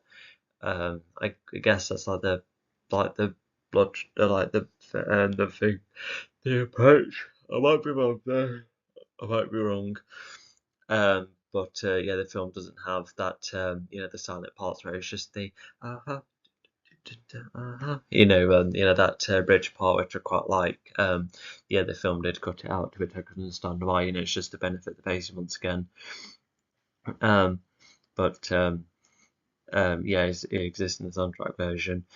Um, so yeah, just yeah, I guess because whilst there's like parts made clearer, such as the piano and the bass in the the remake version, which is quite nice, but but I don't know, it's just because yeah, it's just the original, it still blends everything extremely nicely, and yeah, and once again, I do prefer the drum thumping compared to the cymbal smashing, and even the synth work, I think is used a bit better in the original too. Well, a bit better, no, probably more so, but yeah, it's I guess like kind of similar ish. I don't know. It'll be very extremely hard to categorize which one I like the carrying over more than the others, but it does carry over some parts rather well. Yeah, it kind of reminds me of some of the other ones where they do carry over a lot of like the same key etc from the original, but just having to go with putting other instruments in the forefront, which is yeah, it's a nice approach. So yeah, all right, I think we'll move on. From the wise words of Mr. Potato Head, I take it all back. Yeah, third film by the way. Anyway, so yeah, just have to listen to the sequel version. Yeah, like what a weird thing to say. Like looking back at me saying, oh, I wouldn't really. I didn't think this song could get like a good cover version because of how like top notch the song is and how unique it is. But no, I do quite like this interpretation in the sequel. Does yeah, because even the piano melody at the start, it's rather interesting because it just manages to capture like the song's personality. Like even if it's not like dingling, it still just like gets the notes like bang on, and also with the with the guitar. What no, the piano chords, such as really capturing the strings from the original. And even this version is like structured differently because it's verse, chorus, bridge slash chorus, and then ends with like in the usual chorus way, but then it goes back to the dingling at the end. But in here, they've instead of doing the chorus again, went straight to the bridge version of the chorus, which is fine. Yeah, I think it's just like the song's own way of carried over the momentum. But yeah, it's like structured really interestingly because yeah, it's like I said, piano melodies. Then yeah, the familiar parts see the come flooding in, and then it does the second verse in a way that's more familiar, and um, yeah, and like I said, do the bridge version of the chorus, and yeah, I think the guitar is a bit more rocky again, a bit like the 2008 version, and I feel like the string parts were also turned up a notch as well, to try and go for a more explosive effect. And it's yeah, like I said, I still prefer the original back in 1975, 76. 70, I think it's 75, yeah, Dancing Queen was 76. Yeah, of course, I put the album in 77, yeah, nearly lost the timeline. Anyway, and um, I suddenly realised I missed a bracket from that title. Yeah, sorry about that. Um, and yeah, what else to say? Yeah, even Lily James, a bit like Donna in the, sorry, Meryl in the previous version. She just try and use her own voice to make the song go stand out in her own way. With Lily, however, there's like occasional moments where she tries to put her own spin on the lyrics, like because whilst the line is normally uh, just how much I miss you, how it like the words kind of flow, but with Lily she does "See how much I miss you," so it's a slightly more informal and sassy, which yeah, it's all right, and it even suits the scene as well. I quite like how it's used in the scene where she's like, no, no happy song. They're like, okay, so something partially sad, and then she's like, okay, and then she has this song. And yeah, and when seeing these songs again, I guess you can see Mamma Mia being like with it being the title of the music after all. Although that's like Donna's feelings after Sam, unless it's like reciting the other part's history as well. Not sure if she ever talks about that because in the original, 2008, it's used as like oh my gosh, all three of them are here, and yeah, it's like the peak of the story almost, just Donna finding out that all three of them are there, and it's like, oh my gosh, I can't believe Sophie's done this. So that's why it's like kind of placed here. So yeah, even if the meaning of the song isn't quite like replicating the sequel, still like the cover approach. I like like the instrumentation and the alternative structure better in the sequel version. So um, yeah, just yeah, like an extremely good yeah version of this one. Yeah, yeah, yeah, like I think it would still be really like I said. I think this one would be like the hardest to cover without really getting it right. But I feel like yeah, they have somewhat nailed it in this one. So yeah, original still better though. Um, so yeah, let's see what's for the next one. Right, so on to a very interesting one. I say fun fact in the in the cinema when because yeah, that old bloke was like kept as a mystery, but then when she says, "Oh, it's Fernando," and then people are like, "Oh," and then this song comes along because I think some people are like, "Oh my gosh, this was such a banger. Why wasn't this in the original musical slash film?" I don't think the film would have been allowed to add like songs, like their own songs, because I think they had to take the lot from the original musical. I think, unless I'm totally wrong, might have added or taken away a couple. Who knows? I wonder if I do was done like a full version in the original Broadway. I could see that happening.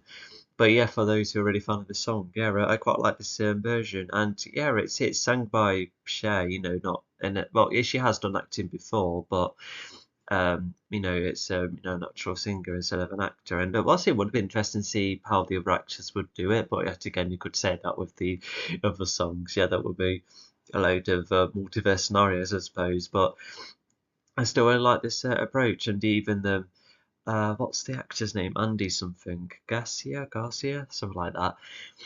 Um, and because yeah, in the original, with the two, yeah, it was once again that really nice blending of the female vocals. But with the 2018 version in the sequel, yeah, but like Cher has quite a deeper voice anyway.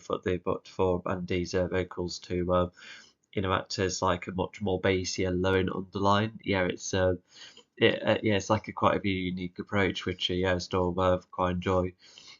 And but yeah, also in the chorus, yeah, because the men come in to sing as well, which makes it a bit more collaborative and seem more yeah like community-ish and grand in some way. Um, but yeah, in the but yeah, in this but in the 2018 version, yeah, obviously it shares in the forefront. I think it's like a couple of like back vocalists, not necessarily any of the actors, but then Andy's vocals comes in more so in the later lines. Yeah, there was some regrets, something like that, and yeah, there's other bits and bobs as well, such as the woodwind instrument isn't as used in the sequel, which is fine. Yeah, but yeah, like I said, that's fine. But what's something very distinct in the sequel version is that the it's far more like outspoken in the sequel version. Yeah, it's a bit more louder and grander, and yeah, I strangely like it as much because with the original, it's like more of a calmer song anyway. So the way it's like nice little crescendos while still keep that peaceful feel, then yeah, it does really work here. Yeah, like I said, I think once again with Dancing Queen and Mamma Mia, they wanted to make this one a bit more grand, to which yeah, it's yeah, I'm all right with the approach here. Um, yeah, it's just why do I just trying to not to I try not to make my standards too inconsistent. I guess I'm more familiar of Mamma Mia Dancing Queen more so than Fernando. Maybe that's like one reason why um, I seem to be a bit more specific with the others. And oh yeah, not to mention I think because the song, the actual song is it's more like a war story, wasn't it? Like about a specific soldier.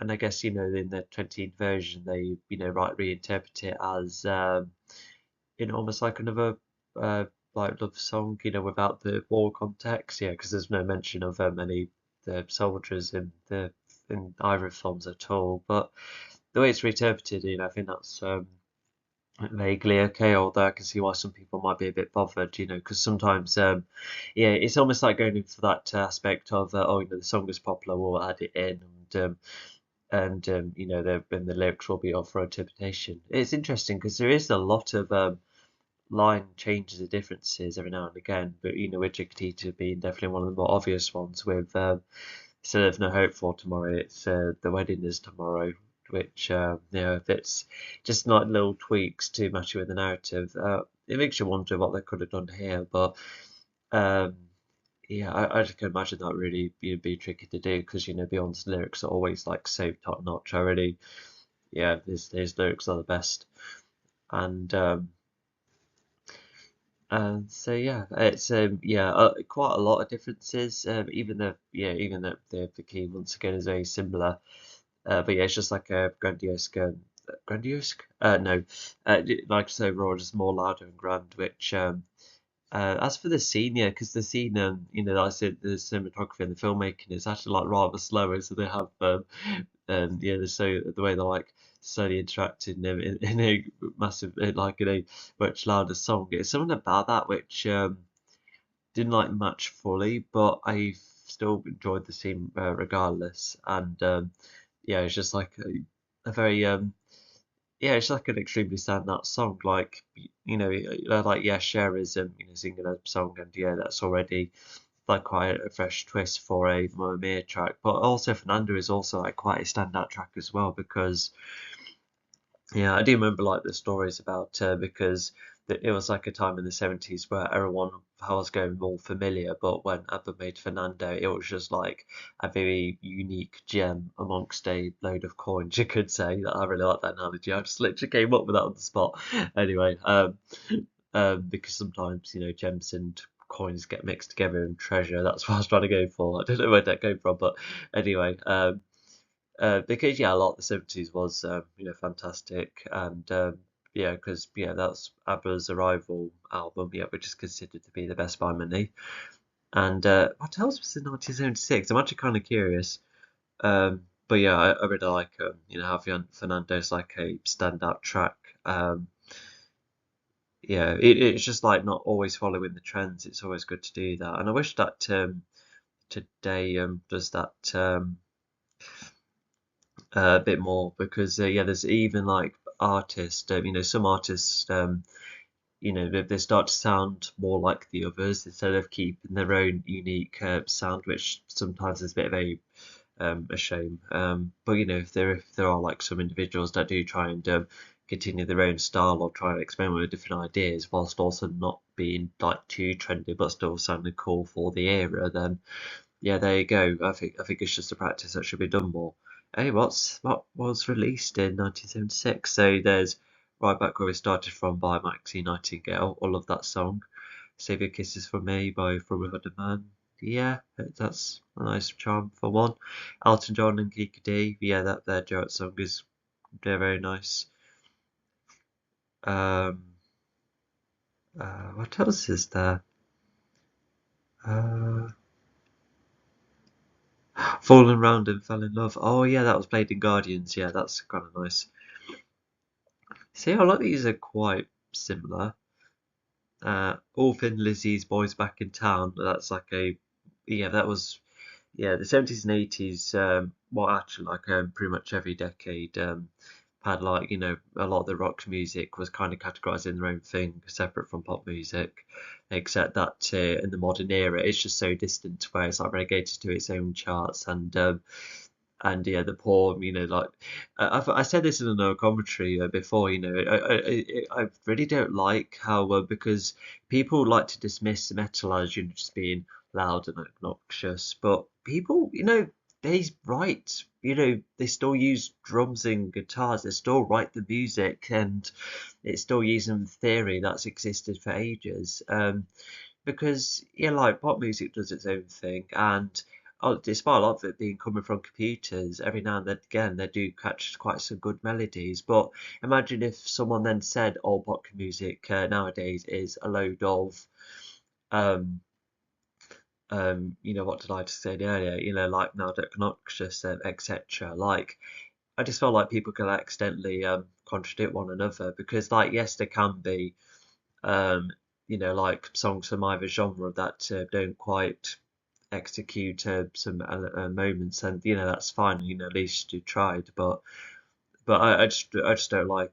Sorry, I just got completely mixed between two different rants.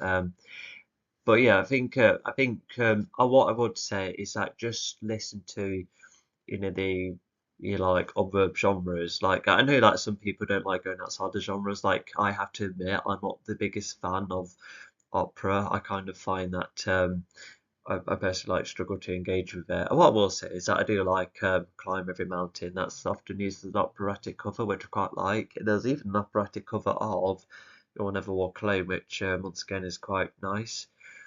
But I don't know, like, if some people are like, oh, listen to it, you might like it, I'll still at least give it a go. But fortunately, we do live in an era where, well, not only do the public not search outside the box like I do, like I've listened to hundreds of artists. I've listened to probably more than 10 times the average person in my generation. Well, hell, just like more than many people on the planet. I've been through like I've explored way more in the decades than many other people.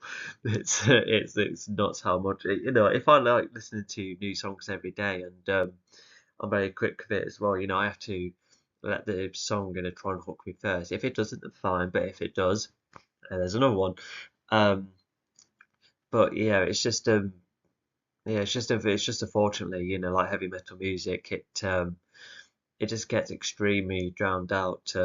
It's just because it's really odd as well because I don't know. It's just that because yes, metal is loud, but there's dubstep that can be loud too, and there's like normal pop or even rap songs that also go for like all sorts of other melodies. It's it's just I don't know. It's just extremely narrow. Just like what's like the mindset? Oh, if it's made by computers, it's fine. But like guitars and drums, we're not making that popular or making an effort to promote it or tell a modern audience to like appreciate it more. It's just a real shame. And I know that like the likes of pop and rock are two entirely different like cultures, etc. But I don't know, just still listen to it and and see what comes from it. Don't just immediately dismiss it. And anyway, so that was just so crazy rant amongst this video. Yeah, sorry about that.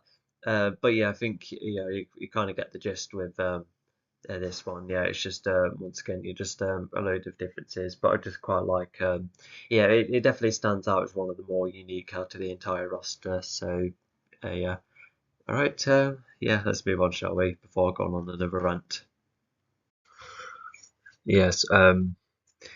So yeah, this one was a big favourite of mine when first watching the film, because yeah, not gonna lie, when watching the actual film, because one thing I didn't quite like is that my acquaintances decide to buy the album and then listen to it, and therefore kind of spoil the surprise for which song is going to come up, because I would have preferred a surprise. Yeah, it's a bit like Eurovision, or when another film like gets re-released. I would rather listen to the soundtrack within the film itself instead of being teased about it beforehand. Because even in Eurovision, it's better to wait until the performances, and that way you can actually get more of a. It just makes the live on TV less redundant, that's for sure. Um, but anyway, so so onto the film itself. So yeah, in my first watch through, I remember struggling to get into the film at first, because it was like quite like cheesy in places, ways that I was just like, okay. But then this song came along, and yeah, I was just all into it. But after another rewatch, yeah, I did feel slightly feel slight well, I just joined it way more. Just understood a bit more for what the intro was going for. But yeah, this cover of the song is extremely good. So to highlight the differences, so yeah, there's that slow section where young Carrie sings a new one line, which yeah, it's quite an interesting interval or in between kind of aspect of the song, and it slow down a bit because of someone being elsewhere. And but yeah, not. And then there was like a bit more of an instrumental before getting on to the following verse, isn't it? Yeah, because yeah, the original goes verse, chorus, and I think verse, chorus again. Yeah, I don't remember that. It does have the saxophone solo, which happens twice, but not that middle instrumental part. Yeah, that's the musical original. But yeah, it's yeah, extremely good cover. It almost feels like um I, I nearly said a more refined version, but no, it's just it just carried over the extremely once again. Yeah, it's yeah, nothing else too different. Yeah, the instruments and the keys they're same in here too. Yeah, sorry, I'm kind of repeating this kind of points, but it does really capture the audiobook side of the song quite well. And yeah, and even songs. Yeah, I almost feel like in the in the second film soundtrack, I do feel like it's one of the stronger ones. It's yeah, it just has like the like really good proper vibe. Yeah, it's like sometimes we listen to songs like these, and you could think, oh, I wonder you wonder if that could work as a single. But yeah, it's definitely one of my favourite in Arrival. That's for sure. Yeah, just really find this one like a proper bop. And yeah, once again, it's Bjorn at the lead. So yeah, it's yeah, just yeah, very fun track. Even someone another acquaintance of mine suggested that it sounds a bit like Just a Notion, but with what it have to be me having a the quicker piano in comparison to which yeah, I can see the similarities. Yeah, some way. And so yeah, and even despite the musical having those couple of changes, yeah, they feel they're changes that are not only like an attempt to weave into like the narrative a bit, like I said with Harry being an extra, but yeah, that instrumental part as well. Sometimes you can tell you have a really good song if you can really create a good melody that fits with the rest of the song. Yeah, that's how strong the foundation is for this one. So yeah, just really cool regardless. And yeah, let's go to the next one. Yeah, so after covering the 2018 version earlier, we then surprisingly get that same song again, and well, in the previous film rather.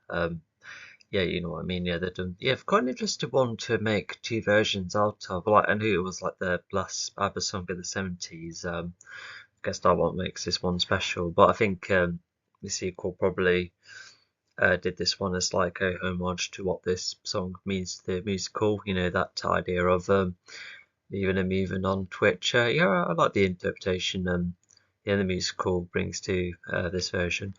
Because I've already stated what I like, or yeah, it is like an extremely good acoustic cover, but I do prefer, well, as you can see, I do prefer the original, like the 2008 version of this cover. It's also worth mentioning that one of my favourite ABBA covers is, funnily enough, it's Westlight's version of I Have a Dream, which was a Christmas single, I think.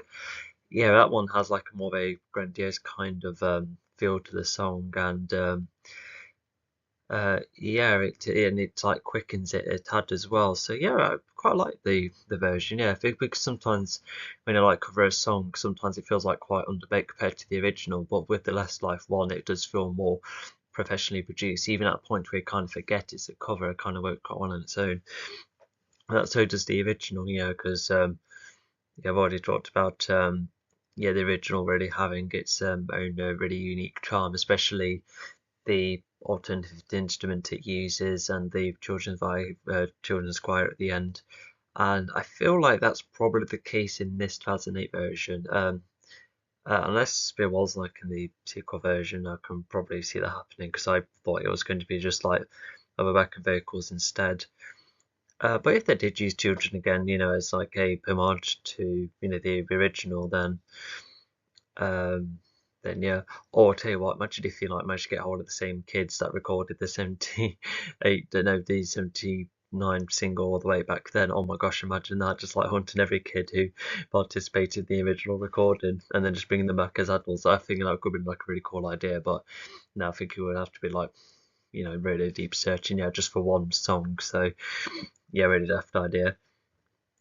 But yeah, so yeah, the sequel had like more of far more of an acoustic edge compared to this one because it was like acoustic version, just simply strumming and even Amanda's vocals already, you know, already so it's already going for a higher key with this song. But I really like where you know the when additional vocals come in and you know some of the rhythm of the drum, you know, despite being slow. Yeah, maybe like a couple of string segments as well. Yeah, I really like yeah, this alternative approach, especially when you're thinking about the visuals in the film as well. You know, the silhouettes at night. It's just yeah, extremely striking to watch. And yeah, I've already talked about the small interlude. You know, beginning of the film, which I also really like. It definitely feels like a teaser to this version.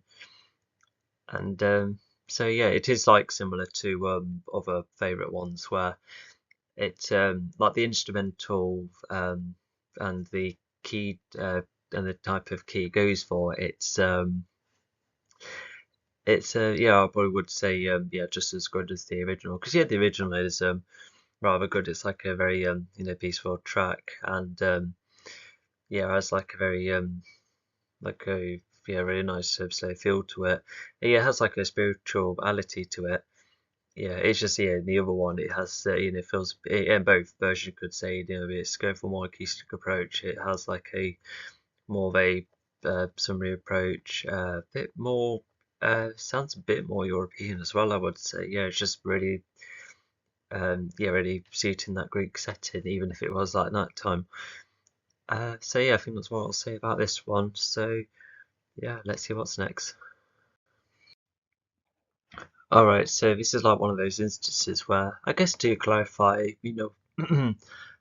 You know, if this was 2008 and I wasn't quite an ABBA fan until, you know, more so recently, you know, 2021 to be more specific, you know, with the release of the new album, you know, what did I think of these tracks? And yeah, I think I'd just enjoyed them. I think because of YouTube not being as flexible, we can see the whole soundtrack nowadays, with but yeah, back then, yeah, I think I just enjoyed the songs within the film itself, and then when started to listen to both versions, when it came to this one, I remember being nearly tempted to like this one more the original, but thankfully, after listening and comparing to both recently, I pretty much like them equally, I would say, because yeah, they're both because yeah, because we're listening to like most of the other covers for either film, it definitely has that. It often has that cover feeling where some elements carried over, some of the key changes are made. Not a lot of differences to the songs every now and again. Um, but in this case, they've taken a lot of creative liberties with this particular track when covering it, and it nicely paid off because yeah, there's a whole heap of differences. It makes the chorus more the intro in the Mohammed version, because in the original, it's an intro verse pretty much. And there was even more of a guitar solo in the original, which is entirely cut out here. And yeah, the whole heap of other changes and differences. Because yeah, when comparing them to them both, yeah, the original definitely has that. Yeah, that it has a bit of more of a whimsical feel. That song does, but it's just when listening to the Mohammed version, it feels a bit more. I guess like more. I can't say more summery because because the song's about summer. Of course, they're both going to sound summery. But um, I think I don't know because even oh no, I can't really say that either. But yeah, like I said, it's just there's more like a whimsical approach in this in the original, and and yeah, there's an entirely different key change. I think it's like the most distinctive key change, but one which I still like the both versions of. So that's one reason why this one's quite high as well. And also in the original, yeah, Frida has a couple of longer vocals, which is used at the end of the song to really emphasize the ending of the song. It's not quite done, like not really done in the Mamma version. If anything, it has Meryl Streep's lines, like said in the last couple of lines. Well, when you listen to the film version, but I think it exists when listening to the song on its own as well. So that's like its own like really nice touch, just like connecting Donna to the song. And what else could be said? I feel like because in the Mama Bay version it sounds more acoustic, and therefore I can hear and separate the instruments, like more individually. But when listening to the original, it all blends like super nicely, what any good song does. But I guess While Last Summer does what a really good acoustic version of the song does. It just still has like the symphony string moments, and even has that the sprinkling, which I think it's probably more emphasis than my version. But yeah, just really like them both equally, and um, I quite like all of the um, you know the the male vocals in this version as well, and it even has Amanda even singing in the chorus as well.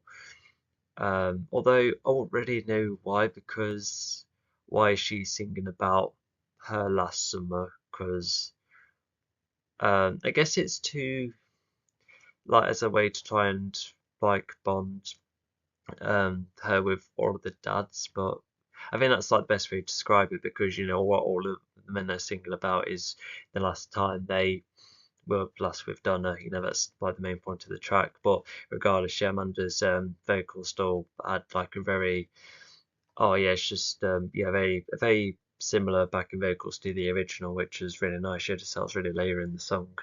And I think what's also worth mentioning as well is that I'm not sure how a lot of you feel about Thor: Love and Thunder. As far as I last checked, it's one that's been not a fan favorite, we'll say the least, but it has well,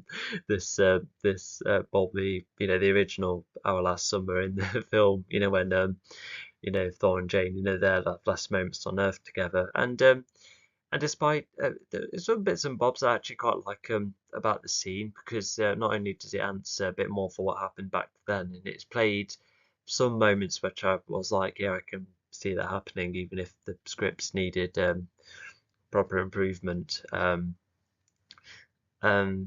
so yeah, like because when watching it, I do get that sense of being like, yes, it's a ABBA song, and it does occasionally match the vibe with what it's going for. But at the same time, when you then listen to the song on its own, sometimes it's just like kicks back to the film and just like, I don't want to think of that right now. I don't fancy thinking of a Marvel film and listening to this. What I also find that very odd is that because Benny and Bjorn have talked about how they're very specific with when borrowing songs, because they don't because they care for their tracks at a point where only people are like, oh, can we borrow a song? A lot of people are like, oh, it pays all of us, so yeah, of course you can. But with Benny and Beyond, they're like, okay, well, how is it going to be integrated into the product? Like, is it actually going to be used in a meaningful way? And if they're like convinced them, like, okay, then there you go, green light, there you go, you have our permission. So they do think more carefully, and I can see why they would accept, because it's Thor and Jane initially having those last few moments together, but it's tied to, like I said, like a film that's not everyone's favorite. um, so yeah, it is just I guess just a bit worth stating about the original, but regardless of listening to our version, yeah, they do really do well with the kind of theme wants to go for. Yeah, that sense of looking back. Yeah, it does that extremely well. And oh yeah, not to mention, I remember because in the Momo version, well, which ends up being in both versions, with the line being uh, and your name is Harry, and I think some of the previous lines were probably musical original too. But even in the original version, that line also exists in that film as well. So I know that ABBA have had names in their songs, Nina Ballerina, Keep an Eye on Dan, um, Hey Hey Helen, like it's not unusual. Although I feel like they're in the titles of songs, therefore you kind of see what the song's about, even if it's about a fictional character within the song. But to have like a weird name mentioned at the end, I guess it's to like add more of a personal touch. But nowadays, sometimes I've listened to the original and just like, oh, I don't really want to like compare it to the musical version. I want to listen to the song on its own, as I have done with many of the other ones. Um, so yeah, it's almost as if I wanted to download this one, I would have to download both because of how much I like both. It's it isn't yeah, it's like a very weird feeling.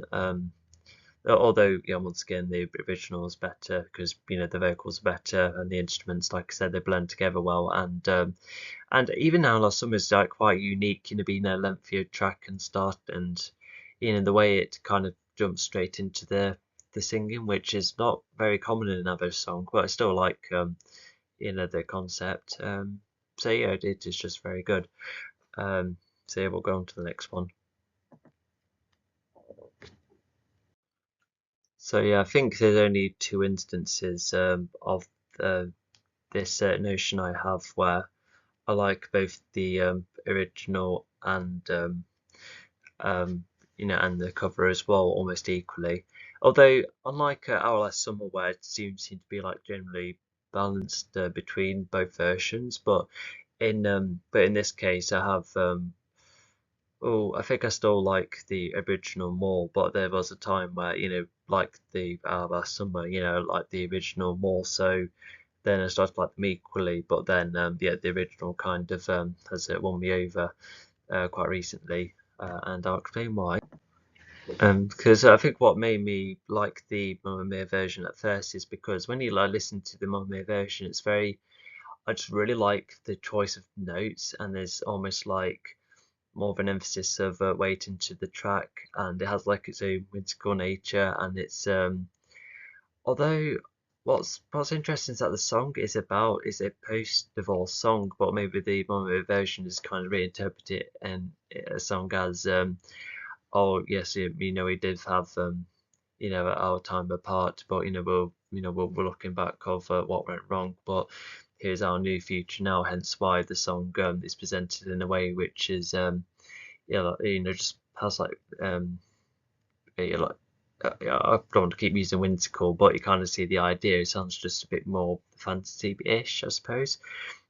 But when you then listening to the original, it's a bit more sharp and quick, and it but what really works with that approach in the original is because it does to me it does sound like a um almost like it sounds, oh I don't know, like despite being in the song form, it sounds like a last chat with that significant other before going off in your own ways. And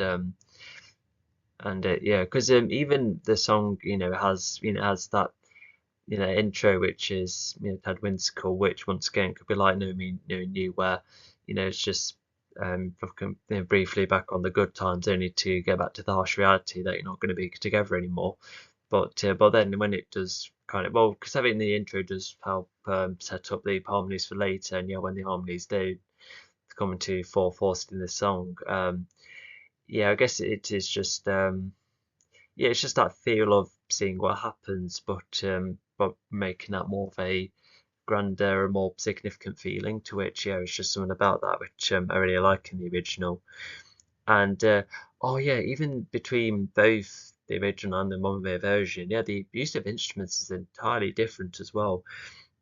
Because in the the original, as you know, it has it's more guitar focused, with like the some synths coming in later. But um, in the the cover, it almost sounds like an entirely different song because it plays a piano instead, and even the rest of the instrumentation comes from the additional vocals from everyone all around, which yeah, is a nice difference to the cover. And yeah, once again, yeah, Frida, her vocals, it really adds to the kind of vibe the song is going for. But yeah, with Pierce, his vocals are like sound more softly, which yeah does match with the rest of the song. Yeah, imagine if he tried to sing it the way the original. Here's the words one more toast. It's like I just imagine that. So yeah, I mean, yeah, changes have to be made, don't they? But anyway, so it is a change that does really pay off, and I really like its placement in the film as well because yeah, because firstly, like the whole it's like a partially original concept to have like the wedding be initially cancelled, but then it turns into like another celebration of some sort, and yeah, I just really like that transition from Donna saying yes, and then oh yeah, and then it has that transition with the piano slowly coming in. There's just something about that that just kind of gives me chills, even if it is a bit subjective. Um, so yeah, just two entirely different approaches, but ones that are really good. And yeah, I think without comparison, yeah, I think it is definitely my favorite song of the film, or one of them anyway. And I was just trying to think of other examples. I think, oh yeah, not only did the original have a different version, which was sang during the Voyage concert, but there was even like one more verse as well. Yeah, because when you lengthen the song, it means you can explore like the theme a bit more, to which it definitely does. But I think with the mono version, I think they knew to cut it down, and they know that the first two choruses could work well enough. Although, if it did cut out the third verse, what would it be missing the lines of? I'm still laughing about my Pierce Brosnan impression. um, I do feel like making a funny moments montage out of all of these commentaries. Why am I going on to images anyway? Uh, uh, oh, is it this one? It's so strange when you're down and lying on the floor, how you rise, shake your head, get up and ask for more, clear head and open-eyed, with nothing left untried rather, standing calmly on the crossroads. Oh, yeah, yeah, that's the line that finishes the song. Um, so yeah, because yeah, that third verse, yeah, it does sound like even more of the post breakup, because you're just still and it just going around thoughts in your head. Yeah, that's like the impression I've got. So I can see why that was cut from the Mermaid version. An interesting questions, like you could say. Anyway, go on. Let's stop with the laughter and get going. All right, so for my number one spot, I decided to go for this one, and I don't know about anybody else's because I never really like researched which other songs people find as fan favorites. Most likely a Dance Queen. I think a lot of people go for as the favorite because it's the most popular ABBA song after all. But yeah, personally, I just this one was the cover which I, funny enough, have listened to the most. Um, yeah, it's just something about that yeah, it felt really keeps me coming back. And I think because I know I've talked about how because some try certain key changes, whether they are just as good as the original or not as good as the original. But then they have like songs like these, which are pretty much the same in its key change, and all of the instrument parts, which I'm very familiar of, are pretty much uh, I guess you could say copied over, but I don't know, it just feels like listening to the song in a live performance. Even I get reminded of the Voyage concert when I've listened to this version. But yeah, the main key is that in the in the original track, the guitar is like more subtle, but because of how cool the notes is and the way it like repeats, it's like really builds up really in a really cool way. But with this version, and I guess we'll count for Voyage as well, the song no, sorry, the guitar has more of a live feel, so it's like far more twangy, and it's even a bit more easy to capture when it rings again during the chorus, as if the guitar has a bit more the forefront, which I quite like. Because in the original, the guitar is definitely there, that's for sure. But I feel like it's the because when listening to the original "Gimme Gimme Gimme," it's the vocals which they take the lead, and I probably hear the synth and the drums a bit more, like but definitely the drums. But in here, to have the guitar at the forefront as well. And you could say the guitar does drown out the vocals a little bit in the Mamma Mia version, but I just still like the track regardless. But yeah, I just really like how this version is translated. And granted, we only got a bit in the film. It goes back and forward in it. So like, yes, we didn't have like the complete play of the song. But from what I've heard, I just remember still um, but it's just the chorus alone and the pre-chorus as well. It's just the way it's um yeah, the way it um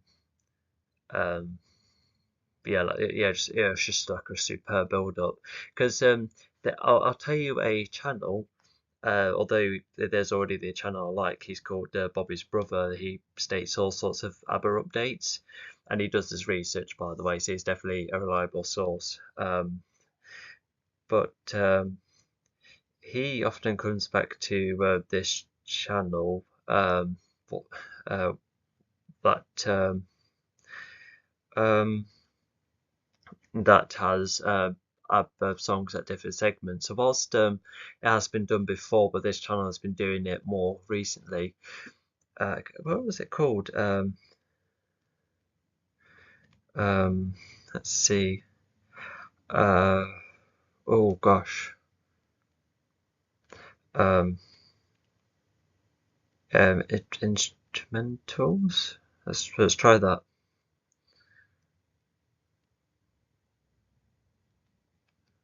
Um, oh gosh, no. Oh, I think I found it.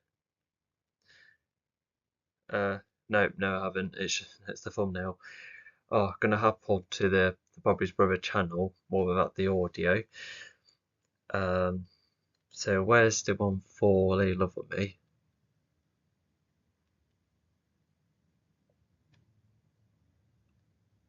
See uh, oh, Atmos. Okay, so I'm getting somewhere. Still, just still getting there. So let's try Gimme Gimme Gimme Dolby Atmos. Um, And oh yeah, so the Ace Tateas, yeah, so ABBA, Gimme Gimme Gimme, 45th anniversary, yeah, 19 minutes 20, and you get to hear the song, but at but you know, just seeing hearing what it's like from different parts of the instrumental. You know, there's like a later version where you just hear the bass guitar alone, or certain synth parts, or where you see the guitar a bit more on the forefront. But not to mention during the pre-chorus, yeah. So the reason I'm going all of this trouble is just that in the pre-chorus, it's the only time you hear a piano, and it yeah, whether you listen to the original or this version, you could just like literally hear the piano go dun dun dun dun dun, and it's just really cool. It has like that other charm to the track. It's yeah, it's yeah, really cool either way.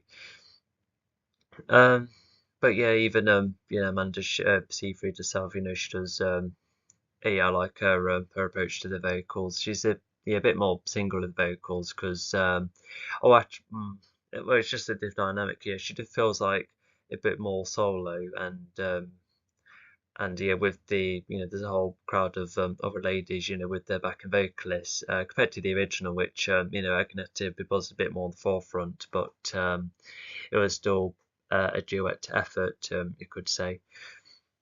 And but yeah, just really like the way it's carried over. The yeah, I think the different guitar approach. I really don't know which one I prefer really. I'll say they're just as good, but I can still listen to either version, you know, whether it's the more subtle guitar in the original or the more tranquil version here. And I recommend listening to other live performances. I think the guitar is probably just as twangy then, which is a nice touch. And um, yeah, and oh yeah, there's even more of a guitar parts which you can hear more so as well, like you know, the iconic you know, synth melody, the like the strumming and the bass guitar you can hear a bit more, which is yeah, it's like you could argue that it probably overtakes the synth part, but I still like the underlying bass after the you know, and I can still hear the synth melody, even if the original does put more emphasis on the synth melody because of course it's a sick one. Yeah, it's just so iconic that Madonna borrowed it on the song Hung Up, by the way, for those who did not know or did not know. There's another song of hers that shares a very similar melody too, like an angel passing through my window. I forgot what the song was, but it's yeah, once again she would have asked permission and yes, definitely structured in a way which is different. Oh no, no, sorry, it's in relation to that song. Um, but yeah, if yeah, I think you know, if this is like the version of the Marmia track which I keep coming back to, then yeah, yeah, of course, I'll put this on the top of the list. And yeah, because even this song has their own different approach of because I guess in the original it's just like more, you know, like if the original, you know, the narrative could be more so about you know, like a young lady hoping to enjoy herself, but in this version, like sure, you know, you know, it's Amanda's Hendu, or no, sorry, Sophie's Hendu, and yeah, having the girls all sing as well. Yeah, it has like more of a grouply feel, which once again is different, but I like both versions.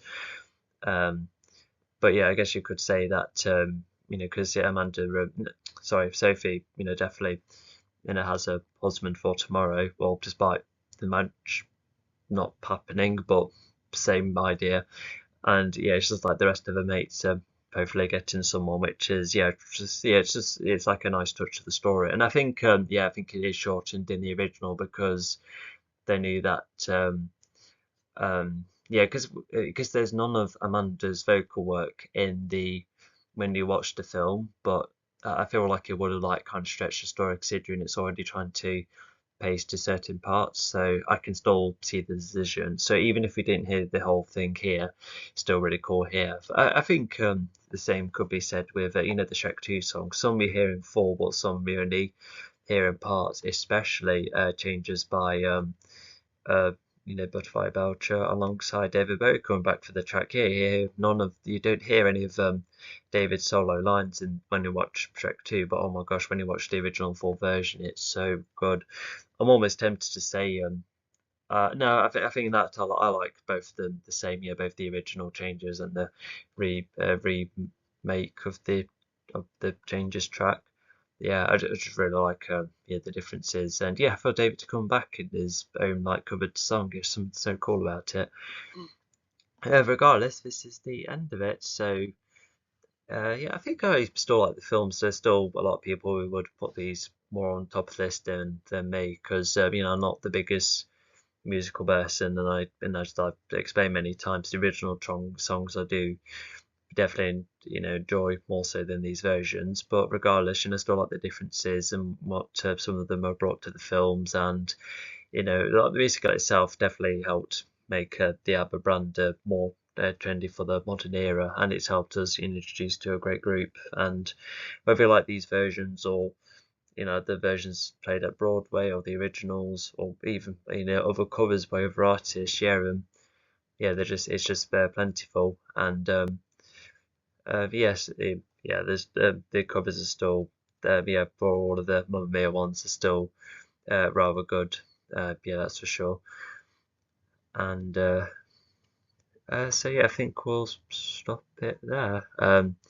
I guess and like as an idea for the future, I don't know, like if I created a commentary for it, I feel like I'll be watching it too much as a film rather than a musical, and you know, even from the top of my head, I won't know how to analyze certain scenes, but regardless, yeah, we'll just end it right there, shall we? All right, I'll see you next time.